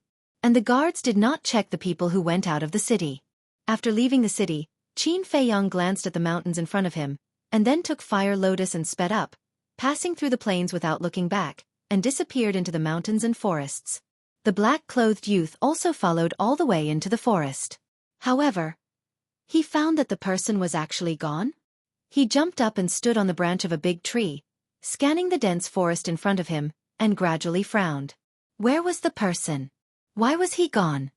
After following for so long, you must be tired. But suddenly, a cold voice sounded behind the black-clothed youth. The black-clothed youth was startled, and his whole body was dripping with cold sweat. But before he could react, a wisp of blood like lightning pierced through his lower abdomen, and blood gushed out. Then, a person appeared in front of him. It was Qin Feiyang. Qin Feiyang raised his arm, and without any explanation, grabbed the black-clothed youth's neck, and coldly snorted. Isn't it just humiliating, Zijuan? Is there a need to be so haunting? Before entering the forest, he immediately took Fire Lotus and entered the Black Tortoise world. And this time, he went out of the city to deal with this person. because he did not want to be too passive. The black-clothed youth was flustered. But suddenly, the black-clothed youth stared at the void behind Qin Feiyong and shouted, "Be careful! You want to trick me with your insignificant skills?" Qin Feiyong sneered. But just as he finished speaking, a fatal crisis appeared in his heart. There's still someone else?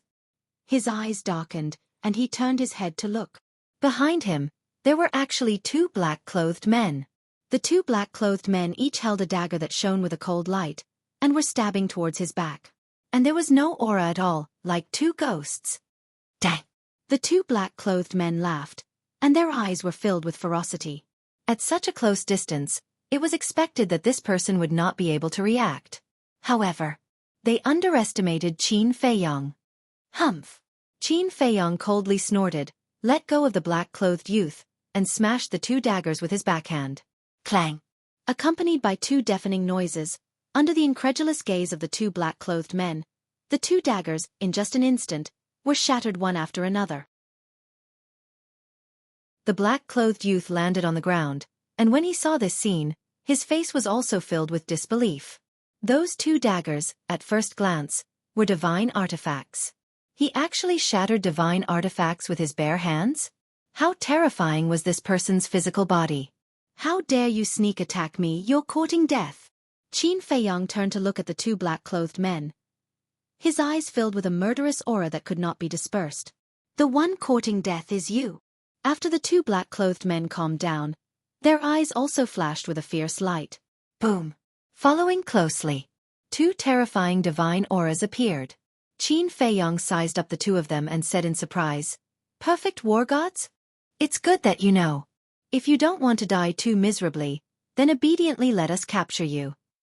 The two of them laughed sinisterly and leaped towards Qin Feiyong. "Hurry up and leave," the black-clothed youth reminded. "Perfect war gods are just ants." Qin Feiyong's face was filled with disdain. He raised his hand and waved, and two blood-red rays of light, with an extremely terrifying speed, directly entered between the eyebrows of the two black-clothed men. Ah! Two shrill screams instantly resounded through the sky. The heads of the two black-clothed men were instantly shattered like watermelons, and their souls were also annihilated.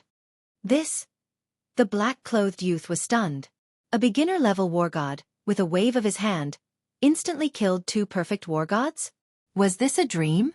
And at the same time that Qin Feiyong killed the two black-clothed men, two terrifying auras swept over from the West City Gate. Obviously, the previous exchange alarmed the guards at the city gate. Qin Feiyong glanced at the West City Gate and snatched the Chenkuan bags of the two black-clothed men. Then, with a murderous look, he rushed in front of the black-clothed youth, stretched out his arm, and slapped towards the black-clothed youth's head. "Don't kill me! I'm not an enemy!" The black-clothed youth hurriedly shouted. His face was pale. Qin Feiyong raised his eyebrows and grabbed the black-clothed youth. As if he was grabbing a little chick, he turned around and teleported, disappearing into the depths of the mountain like lightning. What happened? After Qin Feiyong disappeared, the two guards rushed into the forest. When they saw the corpses of the two black-clothed men, their faces were filled with shock. Literature Museum.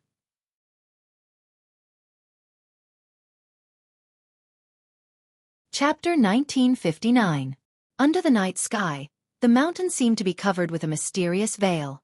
Every giant peak and every mountain ridge was like a ferocious giant beast. In the sky above a certain valley, a white figure flew across the sky and landed on the mountain peak. It was Qin Feiyong. Qin Feiyong looked around and threw the black-clothed youth on the ground. Then, he ignored the black-clothed youth and took out the two Chenkuan bags and checked them. The black-clothed youth struggled to get up and stared at Qin Feiyong, his eyes filled with fear. Not bad. There are actually more than 1,000 soulstones in total. A moment later, Qin Feiyong's face gradually revealed a smile. As he spoke, he took out a set of clothes from one of the Chenkuan bags. On the clothes, there was an eye-catching flame pattern. However, it was different from the flame pattern he had seen before. In the middle of the flame pattern, there was a sword. The black-clothed youth looked at the pattern and said in a deep voice, "It's indeed someone from the Nine Heaven Palace's Law Enforcement Hall." Law Enforcement Hall? Qin Feiyong was slightly taken aback. He looked at the black-clothed youth and asked in surprise, "You know about it?" The black-clothed youth nodded and explained, "The pattern of the law enforcement hall is different from the other patterns of the Nine Heaven Palace. Their pattern has an additional sword. So that's how it is." Qin Feiyong nodded and sent the 2 Qianquan bags to the castle. He looked at the black-clothed youth and asked, "Who are you? Why are you following me?" The black-clothed youth hesitated. Qin Feiyong said, "You should know that if you don't speak, I will kill you without hesitation." The black-clothed youth's pupils shrank. Sigh. After a while, the black-clothed youth sighed and took a facial restoration pill. His appearance immediately began to change. Soon, a handsome and tall youth appeared in Qin Feiyong's line of sight. The youth was about 1.78 meters tall and had handsome facial features. He had an extraordinary temperament. There was also a natural arrogance between his eyebrows. Looking at the young man standing in front of him, Qin Feiyong was extremely astonished. The youth cupped his hands and said, "This one is Gongzi Feng. Greetings, brother." That was right. This person was Gongzi Feng. "How could it be you? Why are you following me?" Qin Feiyong was puzzled. Gongzi Feng said, "I received news that someone in the treasure pavilion made Feng Zijuan suffer a great loss, so I wanted to see with my own eyes who it was." "I see. Now that you've seen it, what do you think?" Qin Feiyong joked. Gongzi Feng smiled bitterly and said, "Your Excellency's strength is so terrifying. Would I dare to have any thoughts about it?" "Haha," Qin Feiyong laughed and said, "You don't have to be nervous, I won't hurt you." "Why?" Gong Zifeng was suspicious. Qin Feiyong said, "Because you are Gongzi Feng." "Because I'm Gongzi Feng?" Gongzi Feng was getting more and more confused. Qin Feiyong smiled and said, "Wang Duchuan." "Wang Duchuan." Gongzi Feng quivered, looked at Qin Feiyong in surprise, and asked, "Could it be that you are Wang Duchuan's friend?" "Friend?" Qin Feiyong was stunned and shook his head helplessly. "You think too highly of him." "This?" Gongzi Feng frowned as he kept thinking in his mind. Suddenly, his eyes lit up as he looked at Qin Feiyong and said, "You are Wang Duchuan?" Qin Feiyong laughed. "To be exact, Wang Duchuan is already dead." "I see." Hearing this, Gongzi Feng finally understood and sighed. "I really didn't expect that the person who made Feng Zijuan lose face would be you." Qin Feiyong said, "This is also a greeting gift for you." "Greeting gift?" Gongzi Feng said in shock. "You embarrassed him because of me?" "Not entirely. It just so happened that he provoked me, so I helped you teach him a lesson." Qin Feiyong laughed. Gongzi Feng was a little dazed. He shook his head and said, "You are really good, I admire you. Then may I ask, what is your real name?" "Zhang Haotian." Qin Feiyong said. "Zhang Haotian," Gongzi Feng muttered, searching in his mind, but he realized that he had no impression of this name. Qin Feiyong smiled faintly. "Don't think about it, I have never been to Sky Dragon City before. As for my identity, you don't have to ask." Yes. Gongzi Feng nodded repeatedly. "How is it? Now, do you think I can help you?" Qin Feiyong said. "Yes, of course." Gongzi Feng laughed heartily. Qin Feiyong said, "Then I will have to rely on you for the news of Qin Batian." "This?" Gongzi Feng hesitated. "Brother Zhang, if it is anything else, I dare to guarantee you, but regarding Qin Batian, I can only say that I will do my best." "It's fine as long as you do your best." Qin Feiyong smiled. Gongzi Feng took out the image crystal and said, "In that case, shall we establish a contract bridge?" "All right." Qin Feiyong nodded. After the contract bridge was established, the joy on Gongzi Feng's face intensified. Although the identity of this man before him was unknown, as long as he could help him, nothing else mattered. "Brother Zhang, actually, to tell you the truth, I don't care about myself. What I want to do the most is to clear my mother's name." Gongzi Feng put away the image crystal, his expression turning melancholic. "What do you mean?" Qin Feiyong felt suspicious. Gongzi Feng said, "Do you know why I hate Feng Yuan and the others so much?" "Because you are an illegitimate child." Qin Feiyong said. "What?" Gongzi Feng was dumbfounded, asking in surprise, "How did you know?" "As long as one is willing, it is not difficult to find out. However, that is all I know." Qin Feiyong said. Brother Jiang, you're really a scary person. Gong Zifeng shook his head, looking at the waning moon in the sky, and said, Actually, the biggest reason why I am ostracized by Feng Zijuan and the others is not because I am an illegitimate child, but because of my mother. Qin Feiyong crossed his arms and looked at Gong Zifeng silently. Gong Zifeng pondered for a moment, then turned and walked to the edge of the cliff, looking down at the mountains below, and said, My mother used to be a woman in a brothel. Qin Feiyong frowned. Gong Zifeng laughed self-deprecatingly and said, Brother Jiang, after hearing this, do you also think that I am lowly? Wrong. Qin Feiyong shook his head. Wrong? Gong Zifeng turned and looked at Qin Feiyong in surprise. Qin Feiyong said, In this world, everyone is equal. There is no difference between lowly and noble. Thank you. Gong Zifeng smiled gratefully, and then a trace of anger appeared in his eyes. He said, But Feng Zijuan and the others don't think so. In their eyes, my mother is a lowly woman in a brothel, and a disgrace to the Feng family. What about you? Qin Feiyong asked. Me. Of course I love my mother very much. Because she is the one who gave me life. Gong Zifeng laughed softly. If you think so, it means that I am not helping the wrong person. Because I hate people who don't even recognize their own parents. Such people are worse than animals. Qin Feiyong said. Yes. Filial piety and gratitude are the most basic principles of being a child. Unfortunately, I don't even have the chance to be filial now. Gong Zifeng said sadly. Qin Feiyong raised his eyebrows and asked, Your mother is no longer alive? Yes. Gong Zifeng nodded, and 2 drops of tears flowed from the corners of his eyes. He said, Many years ago, my mother was killed by my father. What? Your father killed her with his own hands? Qin Feiyong was shocked. That's right.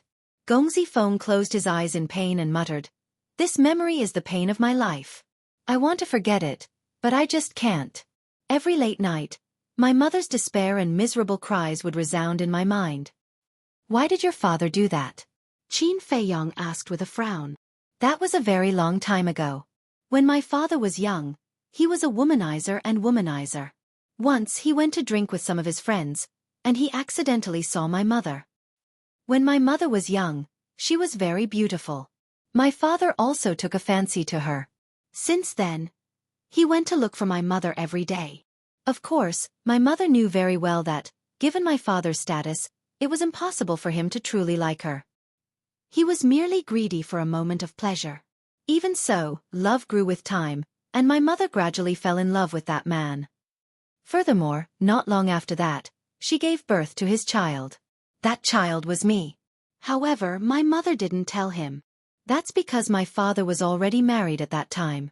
Firstly, it was because my mother felt inferior. She felt that she was not worthy of my father.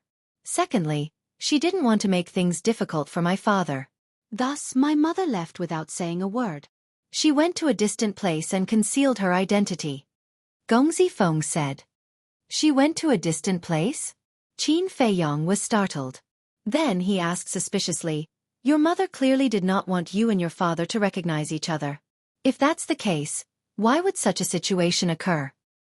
Do you know how difficult it is for a woman, a weak woman, to raise a child by herself? However, my mother never complained. She quietly raised me and taught me meticulously. During that time, although I didn't know who my father was, I lived a very happy life.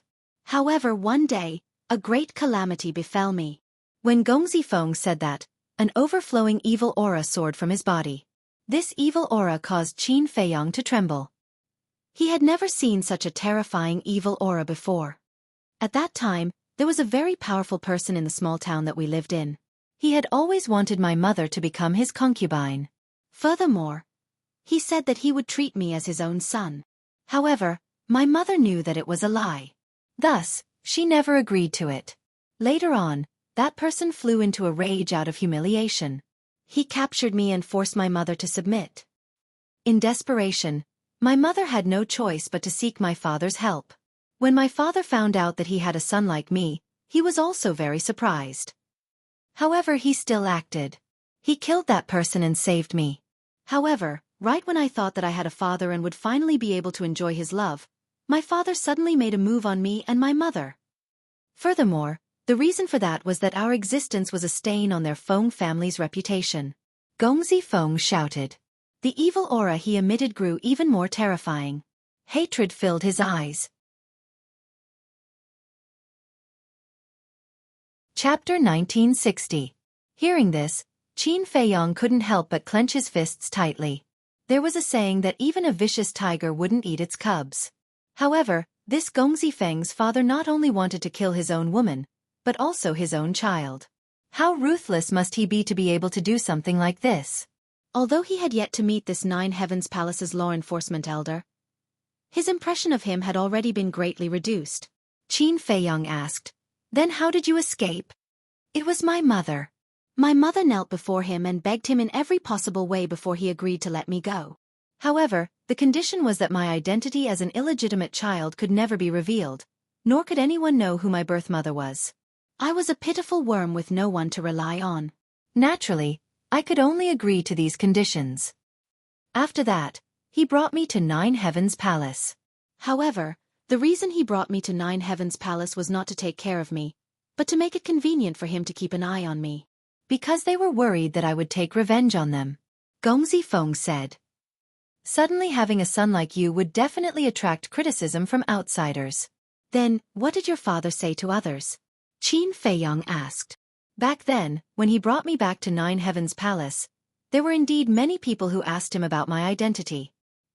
He had long since made arrangements to tell others that I was the son of him and Yin Hui. However, I was raised outside since I was young and didn't make it public. This Yin Hui was his legal wife, Feng Zijuan's birth mother," Gongzi Feng said. "Did no one suspect anything?" Qin Feiyong was suspicious. "No. Because my mother gave me the name Gongzi Feng, which also has the word Feng in it. Thus, no one thought too much about it. As for me, I naturally became their youngest son. Many people envied me. I had such a powerful grandfather, such powerful parents, big brother, and big sister. However, they didn't know how hard it was for me all these years. No matter what I did, I had to be careful, lest they caught something that could be used against me. Because once they caught something that could be used against me, it would be the time of my death. It could be said that no one could understand how I spent all these years. No one could understand how I felt," Gongzi Feng said in pain. "No. I can feel it. I can understand it." Qin Feiyong shook his head. "You?" Gongzi Feng was startled and he looked at Qin Feiyong suspiciously. "My experience and your father's. Back then, my father also wanted to kill me. It was also my mother who kneeled before him and begged him bitterly. Only then was I able to keep my life. However, there is a difference. My father killed me, to protect the billions of people below. As for your father, he truly wanted to kill you," Qin Feiyong said. Gongzi Feng was stunned. He sighed and said, "I never thought that there would be someone in this world who had the same experience as me." Qin Feiyong shook his head and sighed. "I didn't expect that there would be someone more pitiful than me in this world. Stt to t. Fate is in your own hands. To break free from the shackles, to stand out, to gain respect, and to clear your mother's name, you have to work harder than others." Qin Feiyong smiled faintly. "Two's two," Gongzi Feng murmured. Gradually, there was a hint of understanding in his eyes. He turned to Qin Feiyong and bowed, saying, "Thank you for your reminder, Brother Jiang." Qin Feiyong waved his hand and smiled, saying, "I didn't do anything. You don't have to thank me." "No. Brother Jiang's words are like a ray of light to me. It's very meaningful. However, I'm still a little confused. What should I do?" Gongzi Feng said. Qin Feiyong smiled. "You don't have to do anything. You just have to work hard, be careful, and don't make any mistakes." "I can do that, but is it meaningful?" Gongzi Feng was doubtful. "Of course. In the future, I will make Feng Zijuan keep making mistakes. At that time, your father and grandfather will look at Feng Zijuan, who is getting worse day by day. When they look back at you, they will slowly realize that you are stronger than Feng Zijuan. As time passes, my attitude towards you might change." Qin Feiyong smiled. Gongzi Feng was overjoyed when he heard this. He cupped his hands and said, "Thank you, Brother Jiang. Please rest assured that I will try my best to find out about Qin Baishan's news." "This is called mutual benefit," Qin Feiyang said. "Haha. Yes, mutual benefit." Gong Zifeng laughed heartily. The next day, early morning, on the side of the West City Gate, a large group of people were discussing. In the middle of the crowd, there were two headless corpses. It was the two men in black. At this moment, an 8-foot man squatted beside the corpses. His eyes were gloomy. This person was Gu Yong. "Lord Gu Yong, do you recognize the owner of these two corpses?" The two city guards looked at Gu Yong and asked. "Yes. They are the law enforcers of my 9 Heavens Palace," Gu Yong said in a deep voice. "What? They are the law enforcers of 9 Heavens Palace. Who has the guts to kill the law enforcers?" The surrounding crowd was in an uproar. The faces of the two city guards were also filled with shock. Gu Yong got up, looked at the two guards and asked, "Where did you find their corpses?" "In the jungle over there. Last night, we heard the sound of fighting, so we immediately rushed over to check it out. But when we rushed over, we only saw the corpses of these two lords, and the murderer was nowhere to be seen," the two city guards said. "Bastard! Little bastard, I have really underestimated you." Gu Yong cursed secretly. "Ayaya, why are there two corpses here?" Suddenly, there was a strange cry. As soon as Gu Yong heard this voice, a piercing cold light appeared in his eyes. He turned around and looked up. He saw a man and a woman standing outside the crowd. The man was wearing a white robe. His figure was tall and straight like a pine tree, his black hair fluttering in the wind, and a faint smile on his face. The woman was tall and her hair was like a waterfall.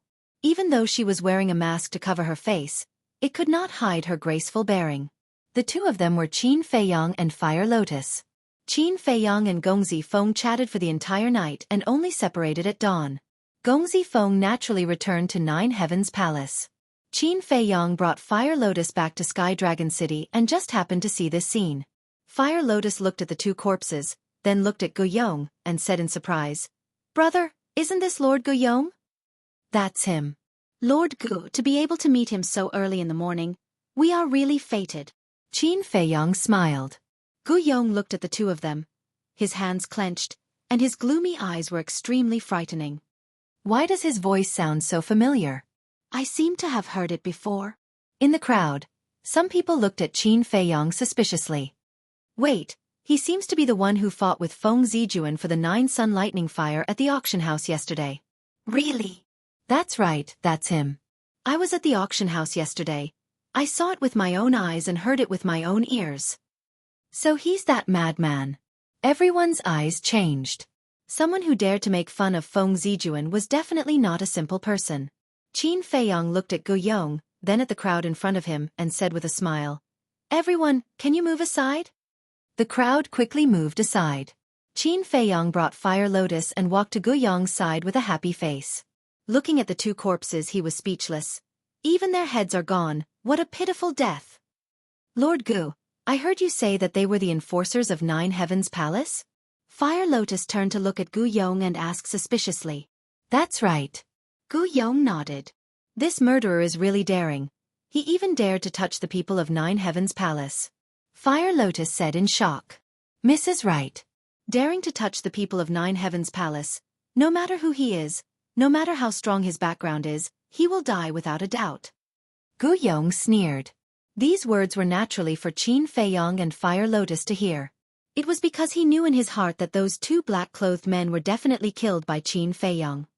Lord Gu, you're right. Who dares to offend a giant like 9 Heavens Palace? But Lord Gu, there's a good saying, those who have nothing to lose are not afraid of those who wear shoes. Some people are not so easy to deal with. We'll meet again. Qin Feiyang chuckled, then brought Fire Lotus and entered the city, disappearing into the crowd. The two city guards stared blankly at the backs of Qin Feiyang and Fire Lotus, even forgetting to check on them. Their eyes were filled with admiration. Daring to be so arrogant in front of Gu Yong, these two young men were really daring. In the next few days, Qin Feiyang and Fire Lotus stayed in the auction house during the day and cultivated in the castle at night. But regretfully, the god of death fruit and Yin spirit wood did not appear. Gu Yong also seemed to have given up, no longer sending people to follow and monitor Qin Feiyang. On the 5th day, Qin Feiyang was still the same as before, quietly sitting in the auction house's 9th private room. And now, the 9th private room was like his personal VIP room. Because every time he came, he would be in this private room. Dong! At noon, there was a knock on the door. "Come in," Fire Lotus said. The door was gently pushed open, and two familiar figures, one male and one female, entered the private room. "It's you two." Fire Lotus was stunned. The two people were none other than Gao Xiaolong and Gao Xiaowei. Big brother Jiang. Gao Xiaowei ran up to Qin Feiyang, greeting him warmly. Qin Feiyang looked at the siblings frowning. "What are you two doing here? Can't we come?" The siblings looked at each other, then looked suspiciously at Qin Feiyang. Qin Feiyang said, "The matter between me and Feng Zijuan, you two should have heard about it." "I already heard about it when I entered the city." Gao Xiaolong nodded. "Big brother Jiang, you're really amazing. You even dared to tease Feng Zijuan." Gao Xiaowei giggled, her eyes sparkling like little stars. Qin Feiyang raised his eyebrows. "Be serious, since you already know. Why did you still come looking for me?" "That's right. If Feng Zijuan's lackeys see you too, you'll be implicated," Fire Lotus added. Chapter 1961. So that's what you're worried about. Gao Xiaolong was enlightened and smiled. "Thank you for your concern, but it's okay because when we came in, no one saw us." "That's good." Qin Feiyang sighed in relief and asked, "How's the Gua family?" Gao Xiaolong smiled. "Thanks to Big Brother Jiang, everything has been settled.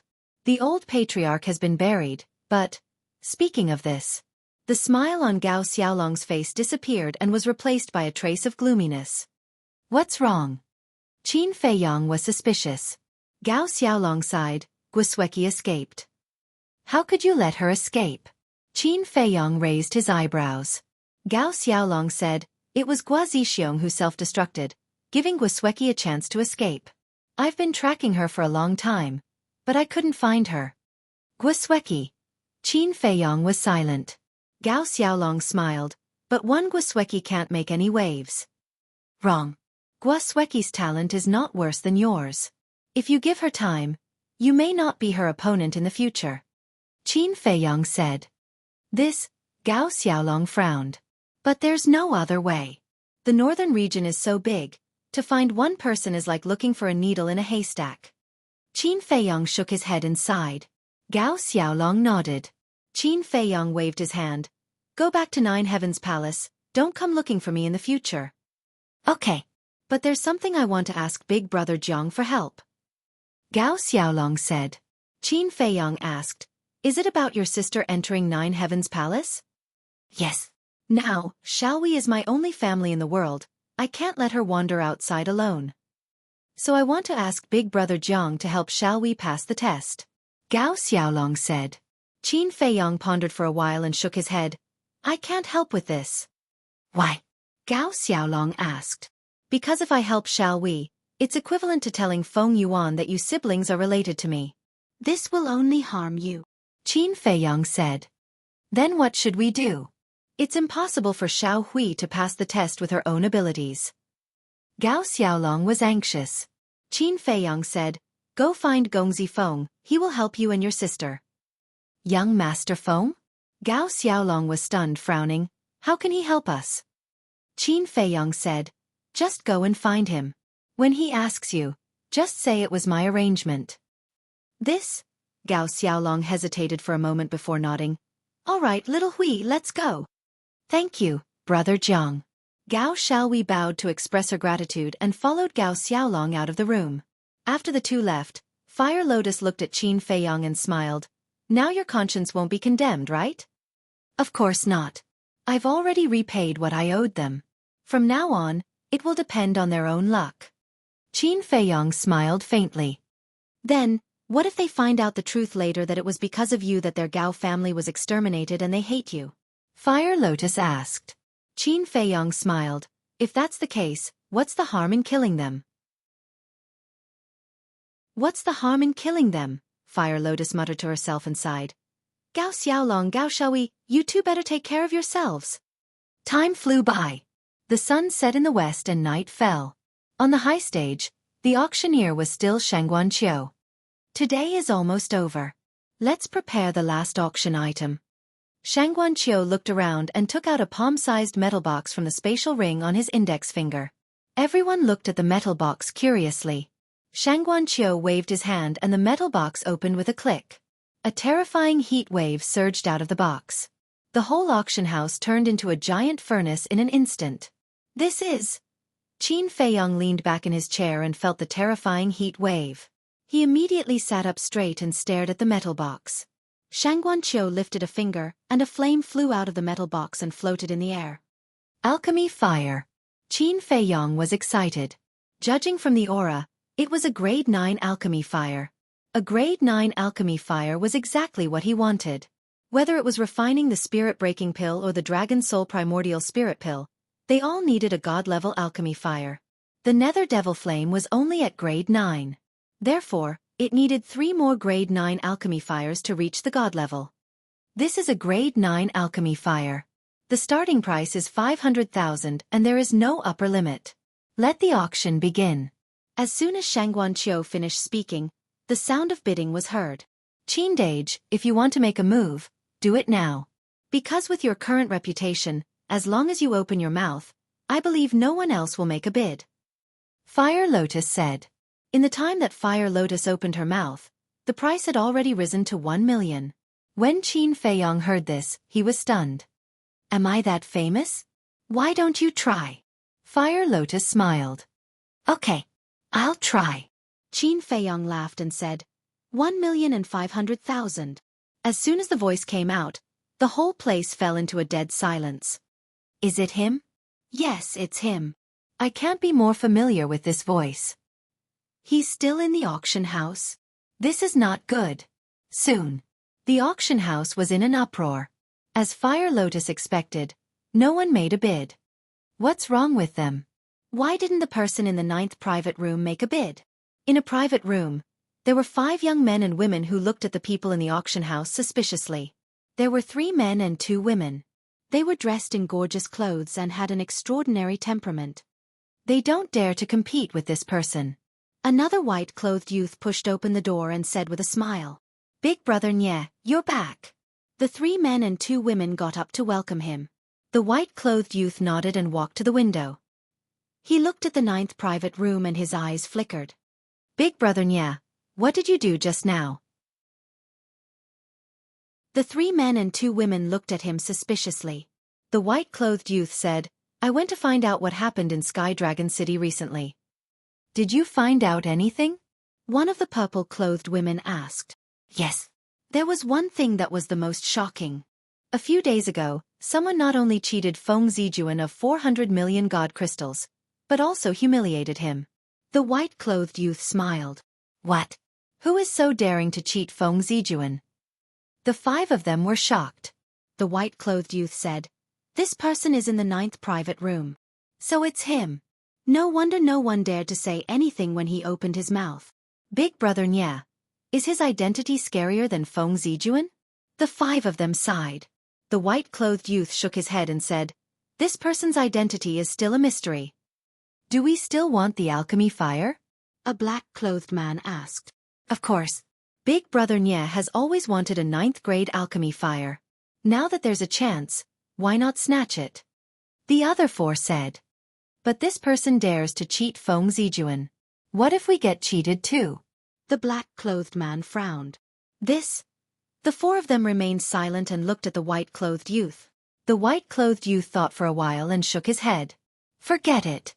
This person's identity is mysterious. It's better not to make enemies with him. On the high platform, Shangguan Qiu's beautiful eyebrows gradually frowned. When Qin Feiyong opened his mouth, she thought that the situation from a few days ago would happen again. She was very happy, because her treasure pavilion was about to make a fortune again. However, as time passed, no one increased the price. This was completely different from the beautiful situation she had imagined. What were these people doing? After all, this was a 9th-grade alchemy fire. How could they just give it to someone else? Shangguanqiu glanced at the 9th private room and asked unwillingly, 1,500,000. Is there anyone else? Everyone remained silent. Where's Feng Zijuan? Where's the Feng family? Come out. At this moment, she could not wait to hear the Feng family's voice. However, after waiting for a while, no one made a sound. This is a big loss. Shangguanqiu shook his head helplessly and announced the result. Qin Dage, did you see that? Now you're in Sky Dragon City. You're a ruthless person that everyone is afraid of. Fire Lotus covered her mouth and laughed.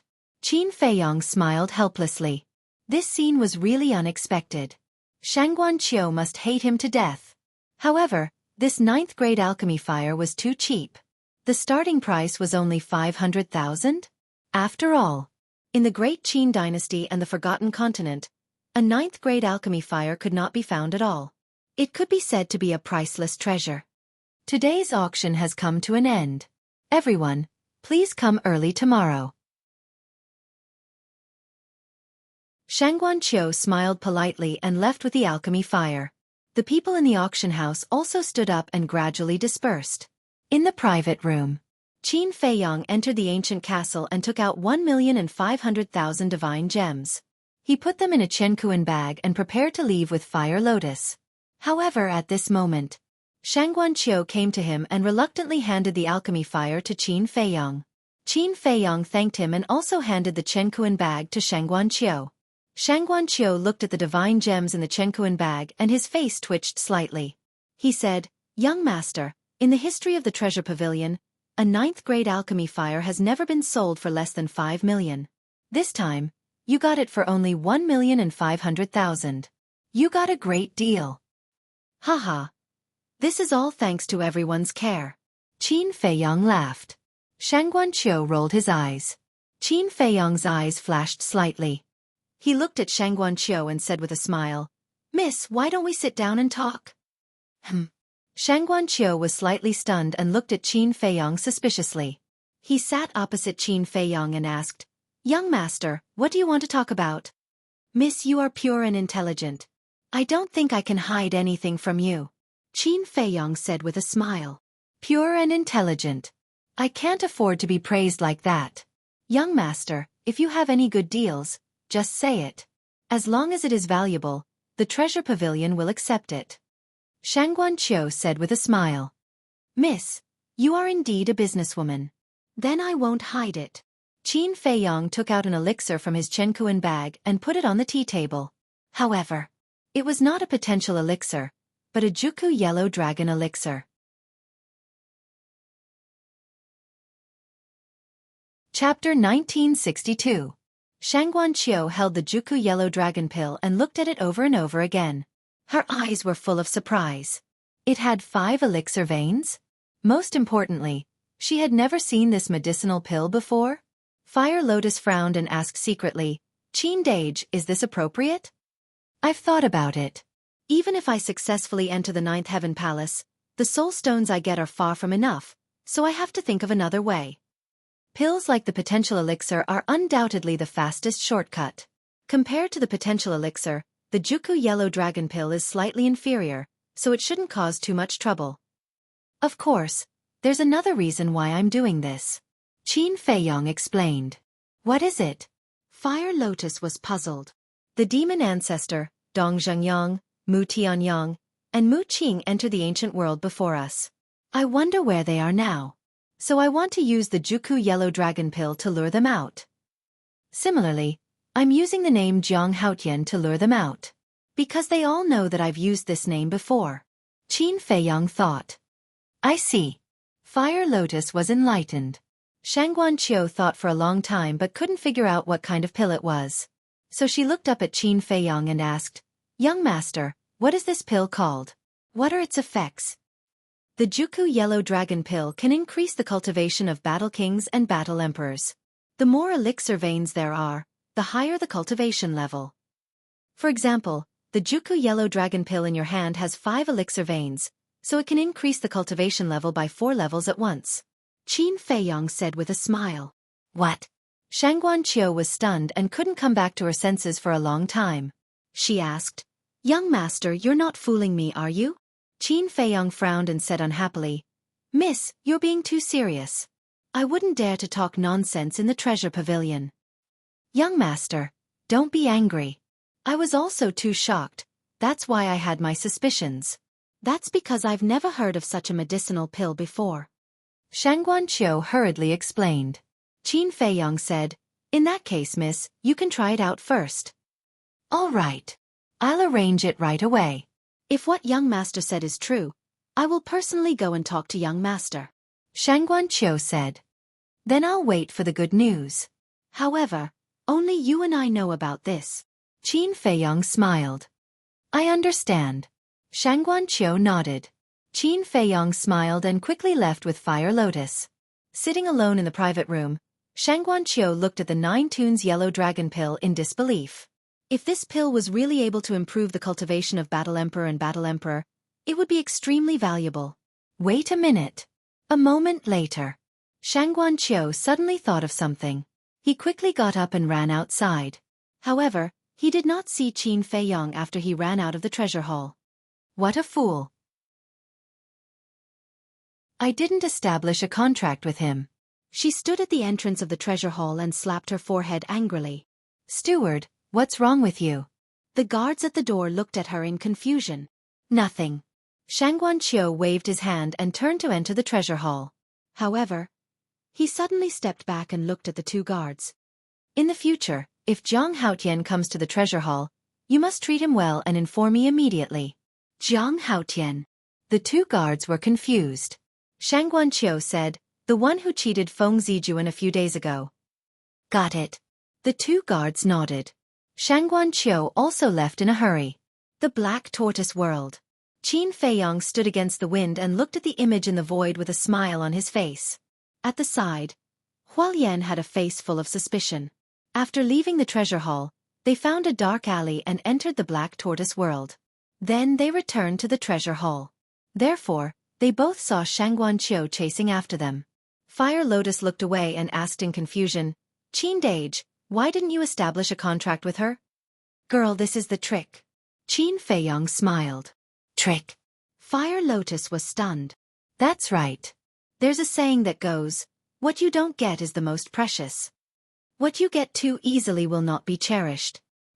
In short, when dealing with a shrewd person like Shangguan Qiu, you must seize the initiative. Qin Feiyong smiled.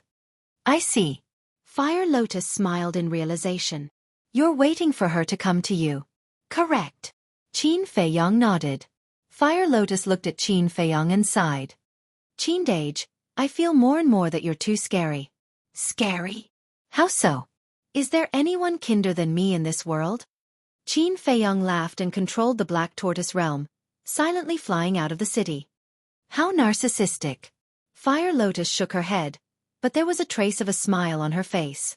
Although this man's actions were unpredictable, it was undeniable that he was really good to the people around him. Take her for example. If it was someone else, who was not related to her, would he be so kind to help her? Obviously not. Therefore, in comparison, this man was really outstanding. Just as Fire Lotus's imagination was running wild, Qin Feiyong controlled the Black Tortoise realm and took out the image crystal. Bas! A fiery red shadow appeared. When Huayi saw Qin Feiyong, he teased, "Brother Jiang, you're in the limelight at the treasure pavilion again today." Qin Feiyong smiled bitterly and asked, "Are you still at the Jade Zither pavilion?" "Yes. I've been waiting for you to come here for a drink, but you didn't come." "I'm a little sad," Huayi said with a look of dissatisfaction. "Let's talk about it after drinking." "The Black Dragon Lake you mentioned last time. Where is it in the Sky Dragon Mountain Range? Can you give me the coordinates?" Qin Feiyong said. Huayi was stunned and asked suspiciously, "You're going to the Black Dragon Lake now?" "Let's go and take a look." Qin Feiyong smiled. Yeah. Huayi shook his head and straightforwardly gave the coordinates to Qin Feiyong. "Thanks." Qin Feiyong thanked him and was about to turn off the image crystal. "Wait. Is there any movement from Feng Yuan and Gu Yong recently?" Huayi asked. "Nope. Qin Feiyong shook his head. Hua Yi frowned and said, I haven't seen any suspicious people in the past few days. What are they thinking? I don't believe that they will give up. They're not so kind people. This is just the calm before the storm. Qin Feiyong said. Then you have to be careful. Hua Yi warned. You too. Qin Feiyong smiled and turned off the image crystal. While they were talking, the Black Tortoise world had already left Sky Dragon City and entered the mountains. Qin Feiyong saw that there was no one around and took Fire Lotus and left the Black Tortoise world. He opened an altar and jumped up. Swish! Soon, the two of them arrived above a lake. The lake was dozens of miles in size and surrounded by steep mountains. The aura of berserk beasts was countless. However, the two of them didn't sense any berserk beast aura in the lake below. The lake was as clear as a mirror. The night breeze blew past, causing ripples to form on the surface of the lake. Qindage, although I didn't sense any berserk beast aura in the lake, I have a feeling that there is a pair of eyes watching us. Fire Lotus said in a deep voice. Is that so? Qin Feiyong was surprised. Fire Lotus nodded. Qin Feiyong scanned the surface of the lake. His dark eyes flickered with wisps of light. If Fire Lotus's feeling was right, then it was very likely to be the Black Dragon. In other words, there was no need to hide now. Boom! With that thought, his divine sense emerged from the top of his head and rushed towards the lake. Splash! However, before Qin Feiyong's divine sense entered the lake, a huge wave suddenly appeared in the middle of the lake. Following closely, a terrifying dragon aura rushed into the sky like a volcanic eruption. This is the aura of a half-step divine lord. Qin Feiyong's eyes trembled. What Hua Yi said was true. This black dragon had the cultivation of a half-step divine lord. Roar! Accompanied by a loud dragon roar, a black dragon rushed out of the water and stopped in front of Qin Feiyong and Fire Lotus. It's really a black dragon. Qin Feiyong's eyes lit up. The black dragon in front of him was more than 10,000 feet long. Its scales were dense, like a majestic mountain range. Its eyes were as big as a dustpan, flashing with an astonishing ominous light. The black dragon stared at Qin Feiyong and shouted, Human, what are you looking for by releasing your divine sense? The voice was like a bell, shaking Qin Feiyong and Fire Lotus. I'm looking for you. Qin Feiyong laughed. The ominous light in the black dragon's eyes became stronger and stronger. What are you looking for this emperor for? Do you want this emperor to be your mount? Or do you want this emperor's blood essence? Don't misunderstand. Qin Feiyong quickly waved his hand and said, I'm here to confirm something with you. Confirm something? The black dragon was stunned. Qin Feiyong waved his hand, and the flame god power emerged, condensing into a figure. This person was Hua Yi. Fire Lotus was puzzled. Qindage, what do you mean by this? Hua Yi has the black dragon's blood, which means he fought with the black dragon. But you also saw that Hua Yi is only a war god at the Great Success stage, and the black dragon is a half-step divine lord. A war god at the Great Success stage can actually obtain dragon blood from a half-step divine lord black dragon. Don't you think it's strange? Qin Feiyong thought. Fire Lotus was stunned. So this is your purpose in coming to the Black Dragon Lake? Yes. The feeling Hua Yi gives me is too special. It's familiar yet strange, so I want to understand his true strength. Qin Feiyong transmitted. Just as he finished speaking, Qin Feiyong noticed that the black dragon looked at Hua Yi's figure with eyes full of fear and anger. Qin Feiyong said, I want to know his strength. You know him? The black dragon didn't answer. Yes. Qin Feiyong nodded. The black dragon asked again, Then what is your relationship with him?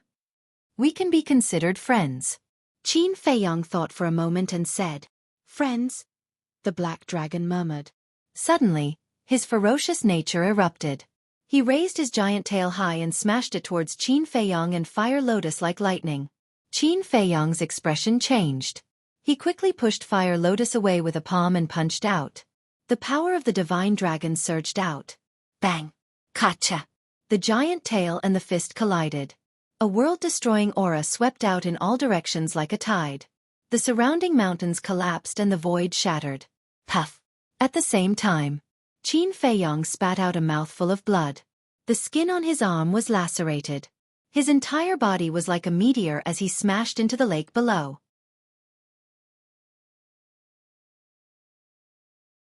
Chapter 1963. Qin Dage. Fire Lotus's expression changed as she looked down and shouted, "You greedy, stupid, despicable humans, don't even think about escaping today." The black dragon roared angrily as it raised its tail again and charged towards Fire Lotus. "You dare to hurt Qin Dage, you're courting death."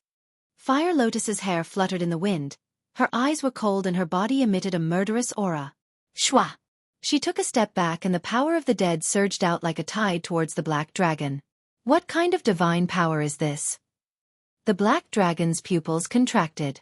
This divine power was actually able to ignore the defenses of the physical body and head straight for its sea of consciousness. "I want you to die," Fire Lotus shouted coldly. "You!" A trace of disdain appeared in the black dragon's eyes as it roared and attacked the power of the dead. The power of the dead was immediately shattered. Fire Lotus's body trembled as she spat out a mouthful of blood and flew backwards. After all, the black dragon was too strong. And Fire Lotus was only an early-stage war god. No matter how strong her power of the dead was, it was impossible for her to hurt the black dragon. "And who will die?" The black dragon's eyes were filled with murderous intent as its tail roared through the air and charged towards Fire Lotus. "You dare to hurt her." But at this moment, a furious roar exploded in the lake. Following closely, a murderous aura rushed out of the lake like a volcano erupting. "What?" The black dragon looked at the lake in shock. It thought that this human had already died at the bottom of the lake, but it didn't expect him to still be alive. Voila! A huge wave rose up. Qin Feiyong held a blood-red sword as he charged out of the huge wave. His body was filled with murderous intent as he slashed towards the giant tail. What kind of divine weapon is this? The murderous aura is so terrifying. The black dragon's pupils contracted as divine power surged from its giant tail. With a deafening sound of wind and thunder, it charged towards Qin Feiyong. Humph! Qin Feiyong snorted coldly and didn't dodge. Clang! The blood-red sword struck the giant tail and sparks flew everywhere. The next moment, the dragon scales on the giant tail were shattered into pieces. Immediately after, with a painful cry, the dragon's tail was cut off on the spot. Voila! Dragon blood poured out like a waterfall and dyed the void red. How is this possible? The black dragon fled into the distance and stared in shock at the blood-colored sword in Qin Feiyong's hand. Fire Lotus flew to Qin Feiyong's side and asked with concern, "Qin Dage, are you all right?" "I'm fine." "Why are you so impulsive?" Qin Feiyong looked at her with dissatisfaction. "I'm just angry. We're not here to take its divine soul. Why would it want to kill us?" Fire Lotus said unhappily. "What? You want to take this emperor's divine soul?" Black Dragon angrily said. "I did have that thought. However, every mystical dragon is extremely rare. I really can't bear to see them like this. But now I've changed my mind. Today I must take your divine soul. Because you've provoked me." Qin Feiyong's eyes flashed with blood-red light. The black dragon god panicked and said angrily, "If you have the ability, put down the divine artifact in your hand." "Divine artifact?" Qin Feiyong was slightly stunned and said jokingly, "If you have the ability, why don't you suppress your cultivation to the level of an early-stage war god?" "Okay."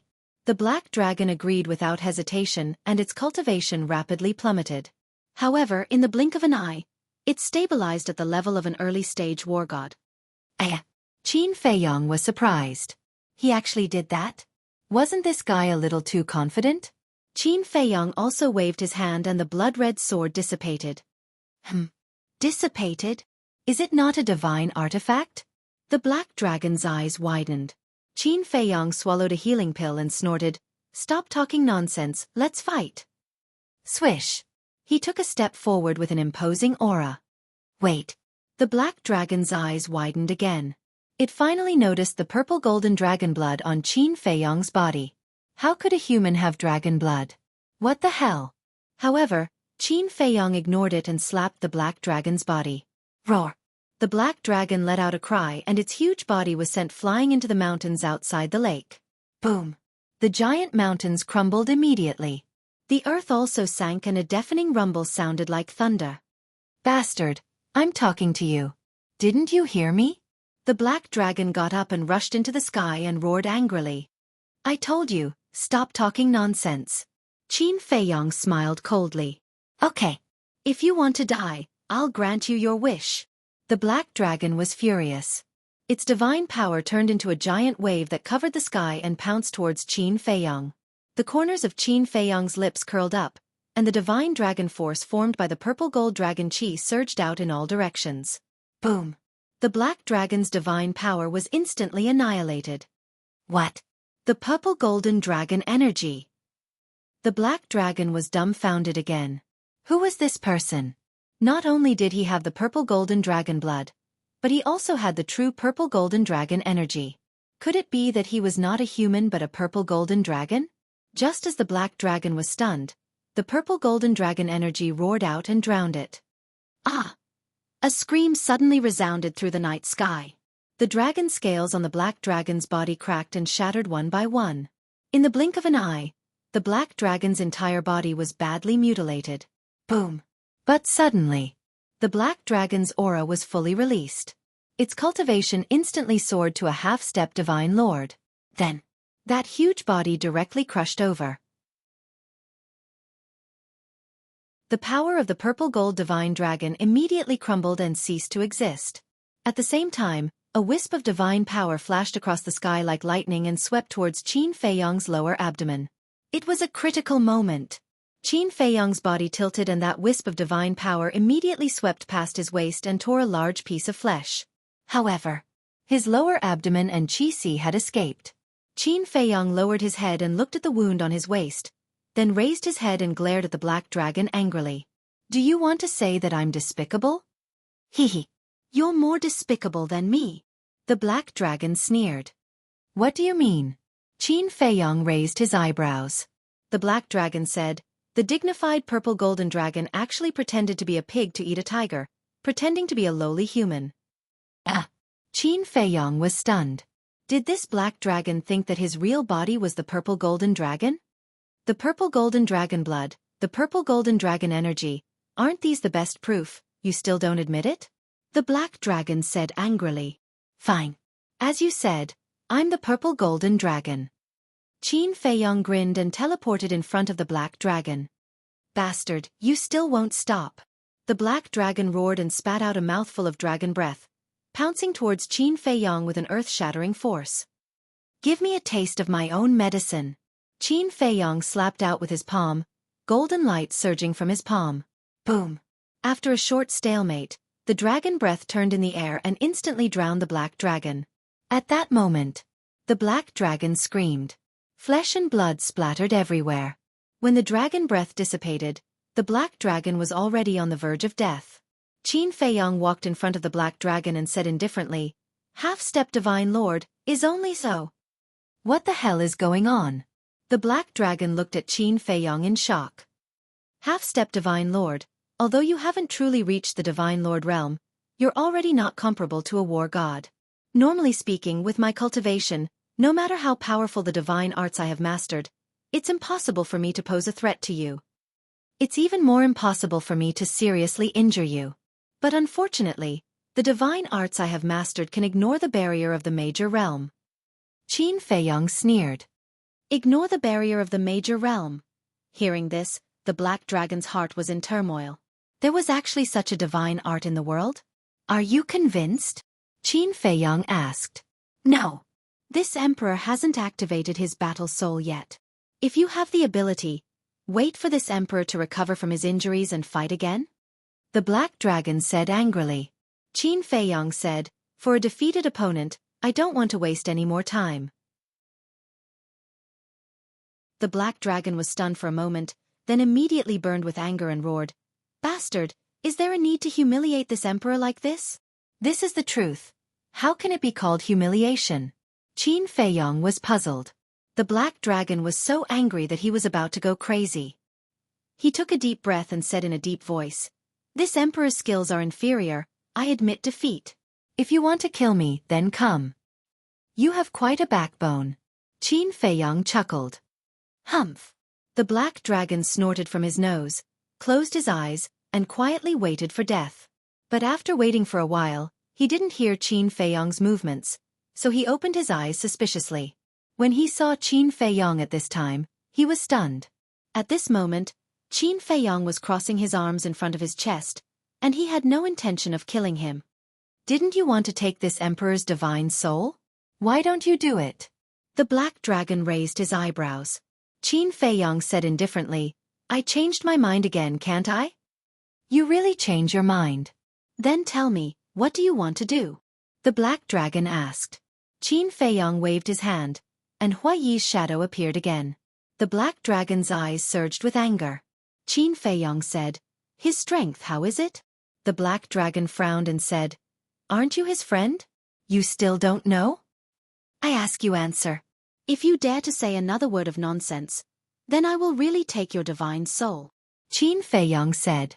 The black dragon's pupils shrank and said, This person's cultivation is the same as yours, a low-level war god, but his methods are very terrifying, not inferior to yours. Not inferior to me? Qin Feiyong frowned. Yes. Half a month ago, he accidentally came here and discovered this emperor's existence. At that time, seeing that he was only a low-level war god, this emperor didn't take him seriously. But after fighting with him, this emperor found out that he was a bastard who pretended to be a pig to eat a tiger. The black dragon gritted his teeth and said, What did he do to you to make you hate him so much? Qin Feiyong was suspicious. Although he didn't kill this emperor, he plundered this emperor's treasures. Those treasures were all painstakingly accumulated by this emperor. He didn't even leave a copper coin for this emperor. Don't you think he's too much?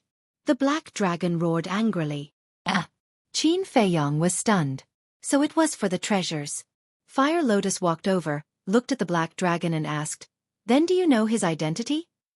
I don't know. If I knew, this emperor would have already dug up the graves of his 19 generations of ancestors.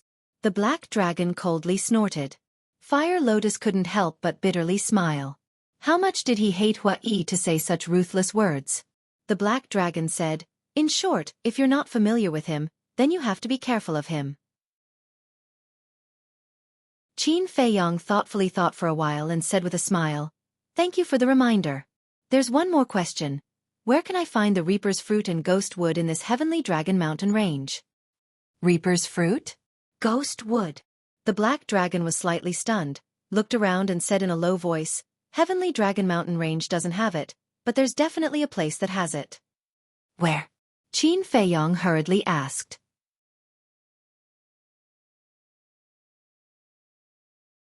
Chapter 1964. The black dragon looked at Qin Feiyong with disdain. Even if I tell you, you might not dare to enter this place.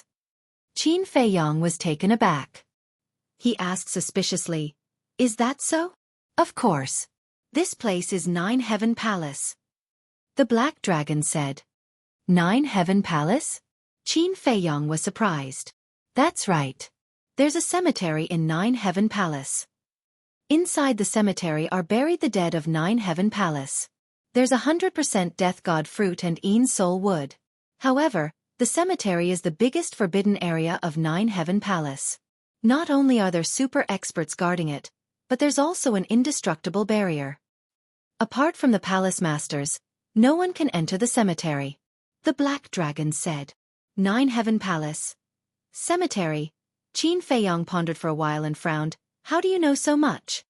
Many disciples of Nine Heaven Palace come here to train every day, so it's not hard to know the situation of Nine Heaven Palace. So it's like that. Qin Feiyong nodded in realization. He lowered his head and pondered for a moment.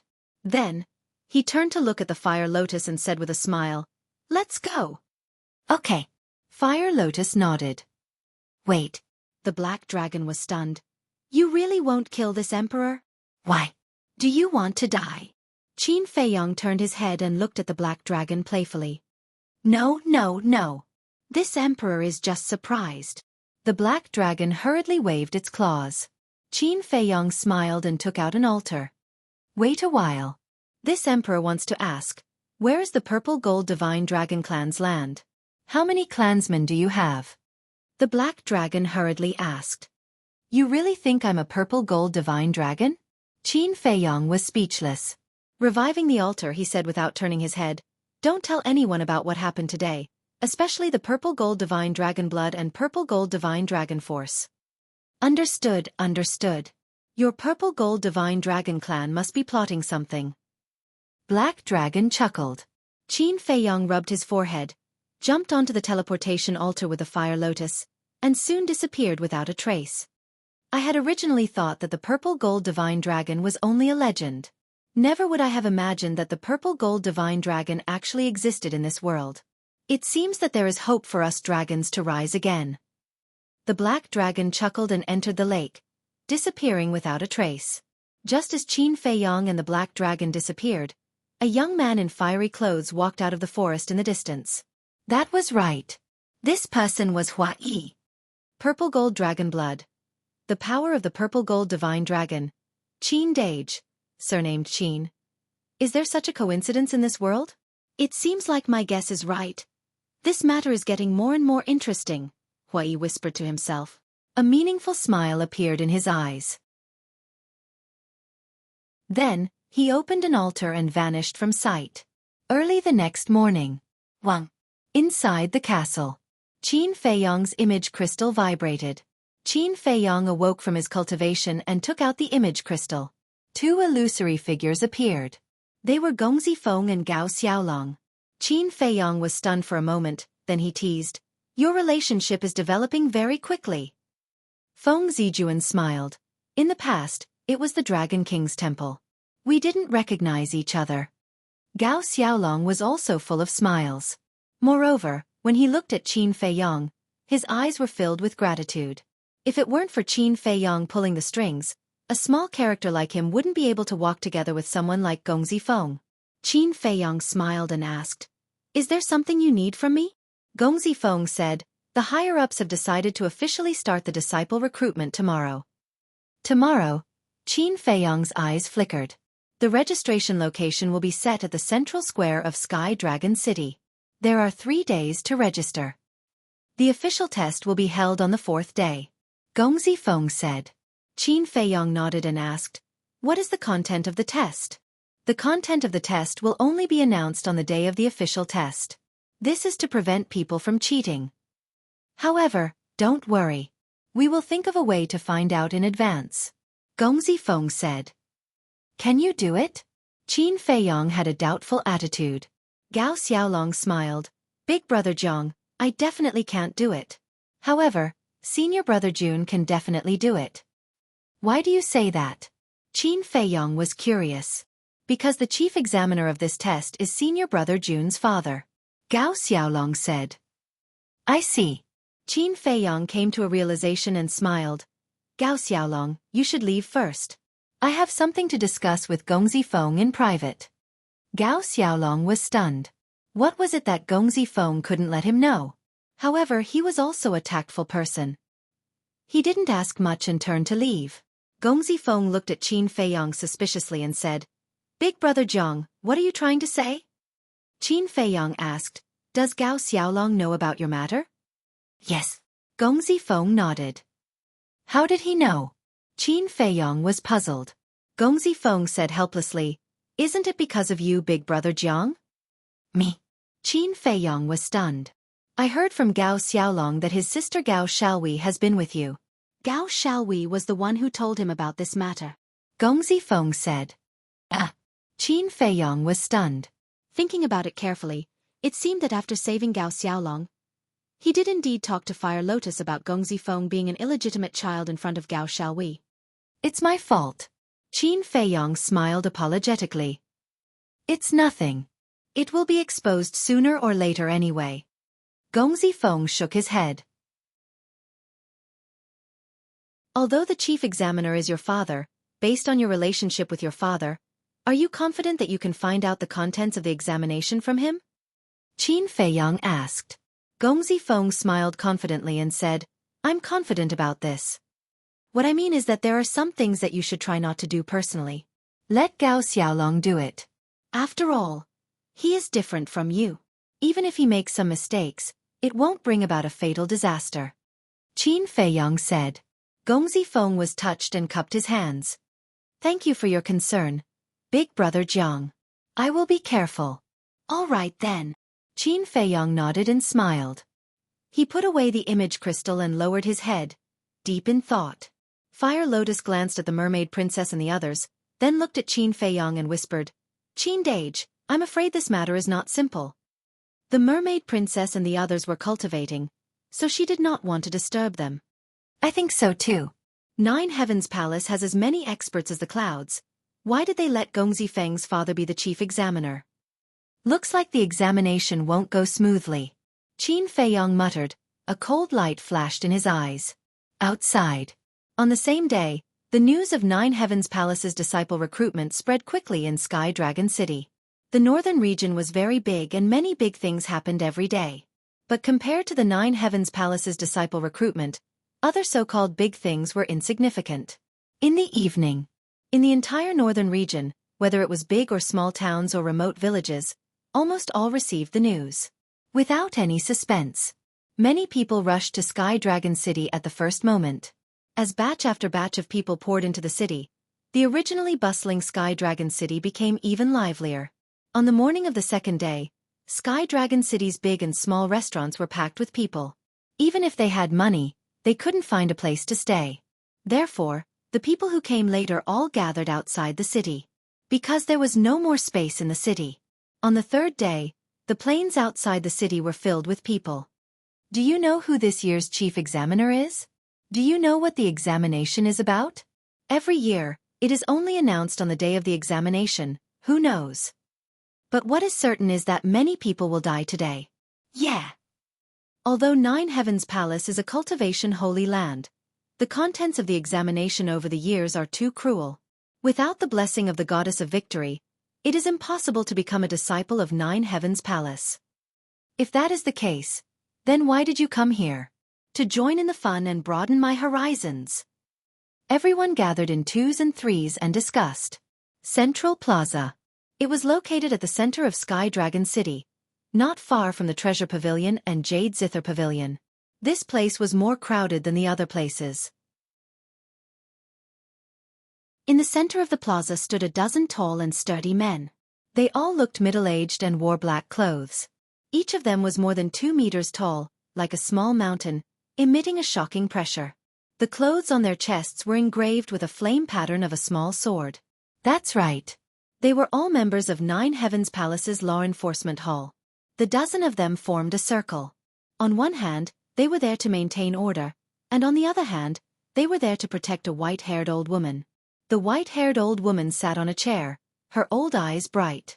In front of her was a desk, and on the desk was a yin and yang ring.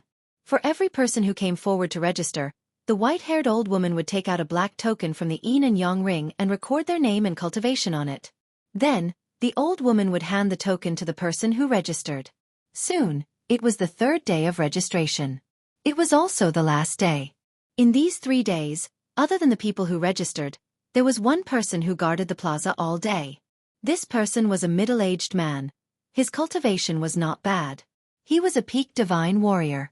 For the past 3 days, he had been standing outside the square, looking around as if he was looking for someone. Time passed, and the sky gradually darkened.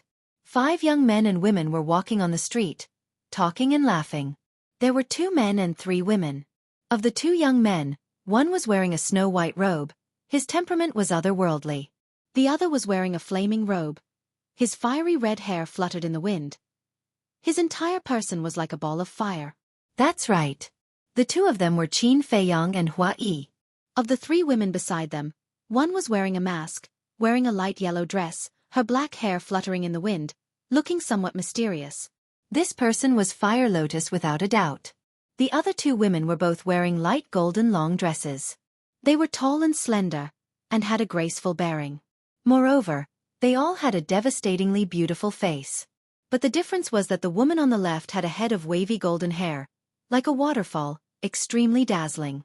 In front of outsiders, she was like a goddess, sacred and inviolable.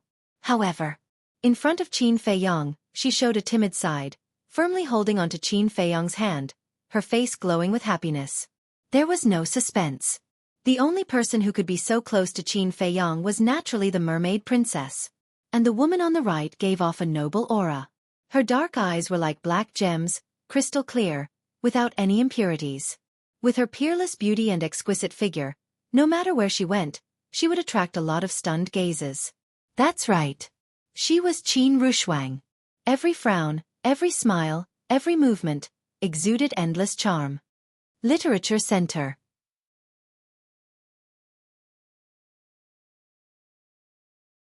Chapter 1965.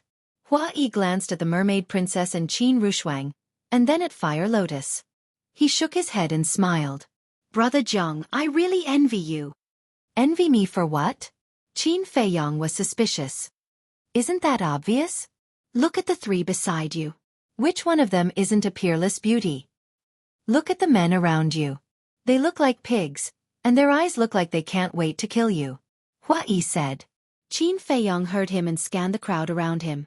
Sure enough, basically all the men were glaring at him fiercely, as if they hated him for stealing their wives. And along the way, there were people who came to hit on him from time to time. Actually, I'm also helpless. Qin Feiyong smiled bitterly. Hua Yi's face twitched. He was speechless. You're helpless? Why don't you give them all to me? This guy really didn't know how lucky he was. Give them to you? Qin Feiyong was slightly stunned. He rolled his eyes, pointed at Qin Rushuang, and smiled playfully. Okay, I'll give them to you. Hua Yi glanced at Qin Rushuang, his eyes full of amazement. What are you looking at? Qin Rushuang raised her eyebrows. Hua Yi laughed. I'm not blind. Beautiful women, of course, I have to take a few more glances. Is that so? Then tell me, how beautiful am I? Qin Rushuang smiled charmingly, full of charm. Qin Feiyong saw this and immediately took the mermaid princess and Fire Lotus back a few steps, keeping a distance from Hua Yi. Hua Yi looked at Qin Rushuang, stunned. But he didn't know that there was a cold light in Qin Rushuang's eyes. Suddenly, Qin Rushuang grabbed Hua Yi's hand and screamed with a pale face, "Molester!" Whoosh! At that moment, a large number of angry eyes were fiercely directed at Hua Yi. Hua Yi was also stunned. What kind of drama was this? Bastard, how dare you act like a hooligan on the street? You're courting death. Beat him up. Then, amidst the angry roars, Hua Yi was surrounded. Those people were truly ruthless. It was as if they had a vendetta against Hua Yi for killing their father. They were punching and kicking him. Actually, many people knew that the two of them knew each other because they were talking and laughing before. But in front of a beauty, they couldn't care less. Qin Rushuang retreated to the side of Qin Feiyong and the others. As she watched Hua Yi get beaten up, her face was filled with schadenfreude. The most terrifying thing in the world is indeed women. Qin Feiyong glanced at Hua Yi and looked at him with sympathy. Miss, are you satisfied? Should we continue? A moment later, the group of men whose minds had been blinded by lust turned to look at Qin Rushuang ingratiatingly. Thank you for upholding justice for this little girl. Qin Rushuang said coquettishly. No need, no need. Acting bravely for a just cause is what a man should do. Miss, may I get to know you? I'm Zhang San. I'm Li Si. My name is Lu Wu.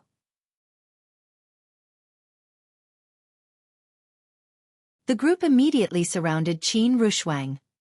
What do you want? Qin Feiyong raised his eyebrows and stood in front of Qin Rushuang. Kid, who are you? You'd better mind your own business.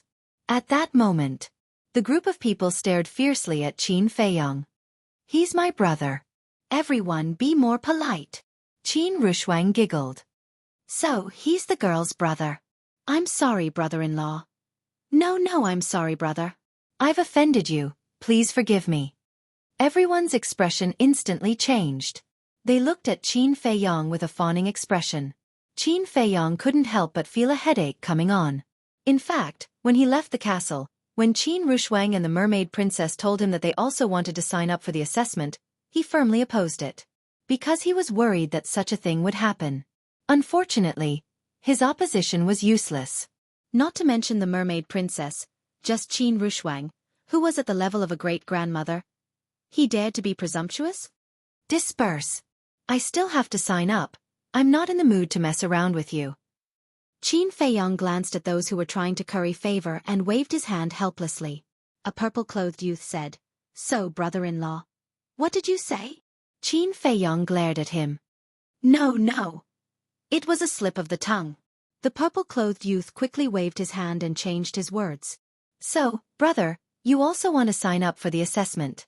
How about this? I happen to be free. I'll lead the way." "No need, I know where to go." Qin Feiyong held back his temper and said. The purple-clothed youth laughed. "Don't be so polite."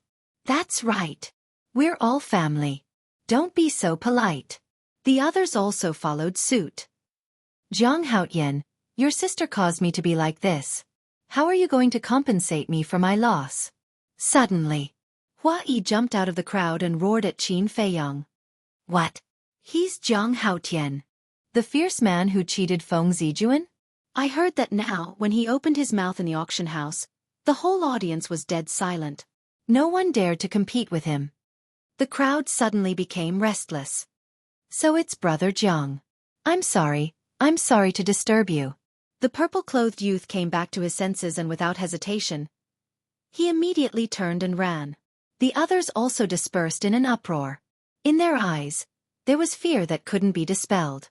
Qin Feiyong looked at those people in amazement. Was his reputation now so big? "Jiang Haotian, I'm not joking. You have to give me a satisfactory explanation." Hua Yi stared at Qin Feiyong angrily. Qin Feiyong looked at Hua Yi and couldn't help but laugh.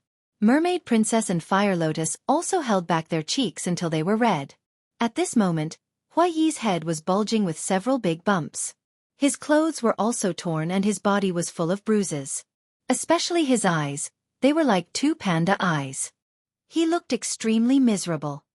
"You're still laughing. What did I do wrong to suffer like this?" Hua Yi felt wronged. Qin Feiyong coughed dryly and stepped forward to pat Hua Yi's shoulder. He shook his head and sighed.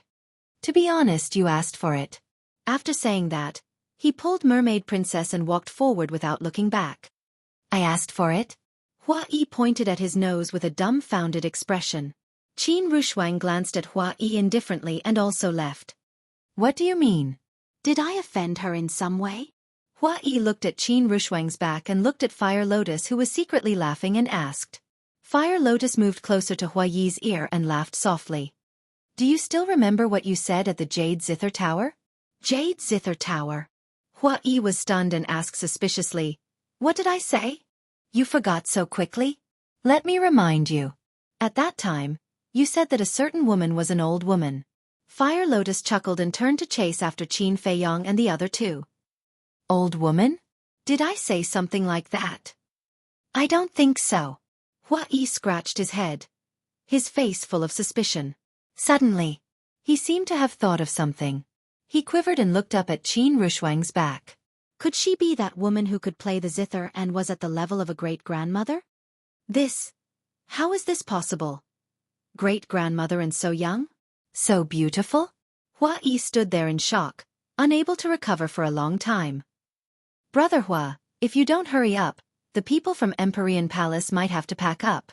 Qin Feiyong's voice rang out. Hua Yi came back to his senses and shook his head with a bitter smile. Trouble comes from careless talk. How could he have thought that a casual sentence would cause him to suffer like this? He's Jiang Haotian. So he's also preparing to enter Empyrean Palace. Looks like we'll have another formidable opponent this time. It doesn't matter if he's a formidable opponent. What annoys me the most is that he has such a beautiful woman by his side. And there's more than one. Gosh, it's really a few fresh flowers inserted in a pile of cow dung. After knowing Qin Feiyong's identity, no one dared to come and harass him. However, they all had a look of righteous indignation. Soon, the central square entered the sight of Qin Feiyong and the others. At this moment, there were many young talents in the square. Each of them had an extraordinary temperament. After hearing the commotion, they all turned their heads and looked at Qin Feiyong and the others. He's actually here too. Many people couldn't help but frown. He's finally here. And the middle-aged man who had been squatting outside the square looked at Qin Feiyong, muttered in a low voice, and immediately turned and disappeared into the crowd.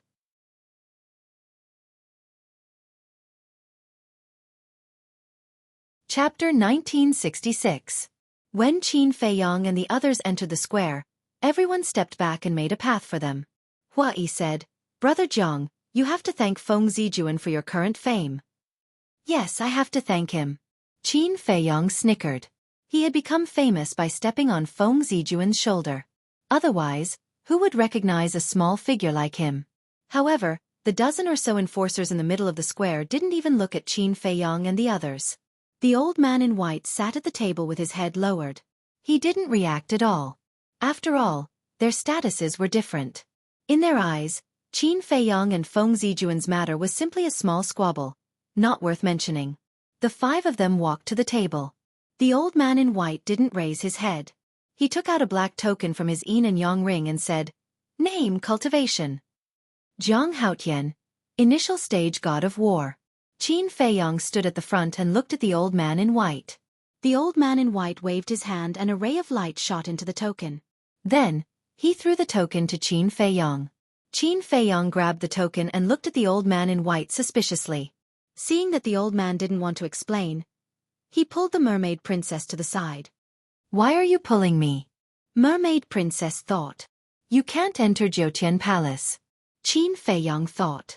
"Why?" Mermaid princess didn't understand. "Didn't you see those guys before? They saw you as a piece of cake." Qin Feiyang snorted. Mermaid princess was dazed. Then she smiled and said, "Are you jealous?" "No." Qin Feiyang coughed and shook his head expressionlessly. "If you're not jealous, why don't you let me enter Jiutian Palace?" Mermaid princess covered her mouth and laughed.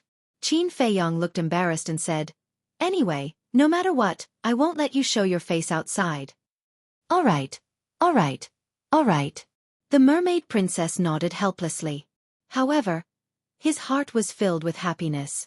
Because the more Qin Feiyang behaved like this, the more it proved that he cared about her. Xueqi, great success war god. Xueqi was the second. Zhang Rushuang, new war god. Qin Rushuang was the third. Zhang Fire Lotus, war god level 1. Fire Lotus was the fourth.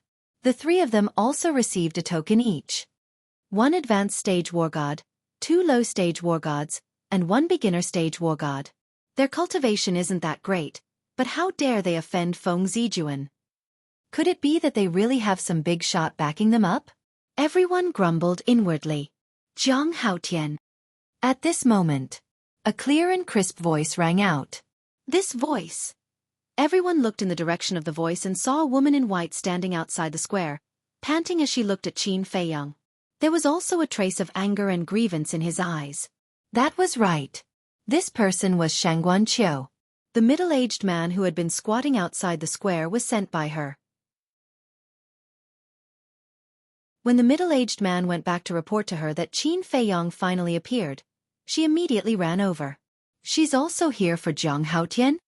But looking at her, she seems a bit angry. Did Jiang Haotian offend her somehow?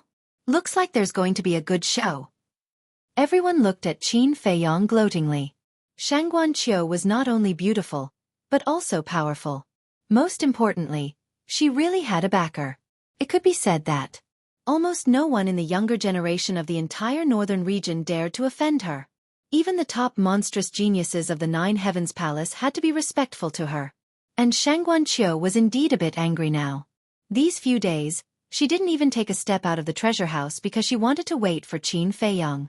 But this stinky man seemed to have disappeared from the face of the earth and never appeared again. She was even going crazy. At the same time, Qin Feiyang and the others also looked at Shangguan Qiu. Fire Lotus snickered. "Qin Dage, your strategy of loosening the reins only to grasp them better is indeed effective." As expected, Qin Feiyang smiled. But just as he finished speaking, he felt a sharp pain in his waist. He quickly turned his head and saw the mermaid princess glaring at him fiercely. Her little demonic claws were also clutching the flesh of his waist, refusing to let go. "What's wrong?" Qin Feiyang endured the pain and said to himself. The mermaid princess revealed a devilish smile and said to herself, "Not bad. It's only been a few days and you've already hooked up with a girl." "It's a misunderstanding." Qin Feiyang quickly said to himself. "Is it a misunderstanding? Then how do you explain the grievance on her face?" The mermaid princess snorted coldly. I really didn't. Qin Feiyong felt bitter in his heart. There are many people here now, so I'll save you some face. When there's no one around, I'll interrogate you properly. The mermaid princess snorted and finally let go of her little demonic claws. Qin Feiyong couldn't help but feel a headache coming. Then, he noticed that Xueqi and the others were looking at him strangely. His expression suddenly became unnatural. Qindage, why are you and sister-in-law flirting with each other? Fire Lotus looked at the two suspiciously. Ahem. Qin Feiyong choked on his own saliva. Flirting with each other? It's clearly suffering, okay? Zhang Haotian, I'm calling you. Can't you hear me? Seeing that Qin Feiyong ignored him, Shangguanqiu became angry again. There are still people waiting to register. If there's nothing else, hurry up and leave. The hoarse voice of the old man in white also sounded with a hint of displeasure. Yes. Qin Feiyong hurriedly responded. He turned around and pulled the mermaid princess toward Shangguanqiu. Fire Lotus, so your brother is also a henpecked husband. Xueqi glanced at the mermaid princess and laughed secretly. Henpecked husband? Fire Lotus was stunned. So what if I'm henpecked husband? It's still better than someone who has no one to control him. Qin Rushuang glanced at Xueqi indifferently and left without looking back. Xueqi was slightly stunned and cried out in grievance. Who did I offend? Miss Shangguan, it's been a few days. How are you? Qin Feiyong walked out of the square and smiled at Shangguanqiu. Don't laugh. Just looking at your face makes me angry. Shangguanqiu snorted coldly. Did I offend you? Qin Feiyong was suspicious. You didn't? You told me that before you gave me the elixir, you came to the treasure pavilion every day. But after you gave me the elixir, you disappeared. What do you mean by that? Shangguanqiu said angrily. Elixir? Disappeared. What's going on? The people around looked at each other in confusion. Qin Feiyong glanced at the crowd and said telepathically, Miss, there are too many people here. Can we not talk about the elixir? I didn't say the name of the elixir. What are you afraid of? Shangguanqiu snorted inwardly and asked, Tell me honestly, did you disappear on purpose? On purpose? How is that possible? I was busy. Qin Feiyong smiled faintly. Only a fool would believe you. Shangguanqiu sneered and grabbed Qin Feiyong. Let's go to the treasure pavilion and have a good talk. What's going on? Shangguanqiu actually took the initiative to grab a man's hand? This is unprecedented. Could this be the legendary love triangle? Don't talk about it.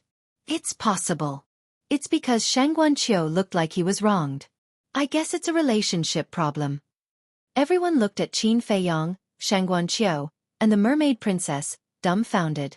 Shangguanqiu was slightly stunned when she heard the discussion.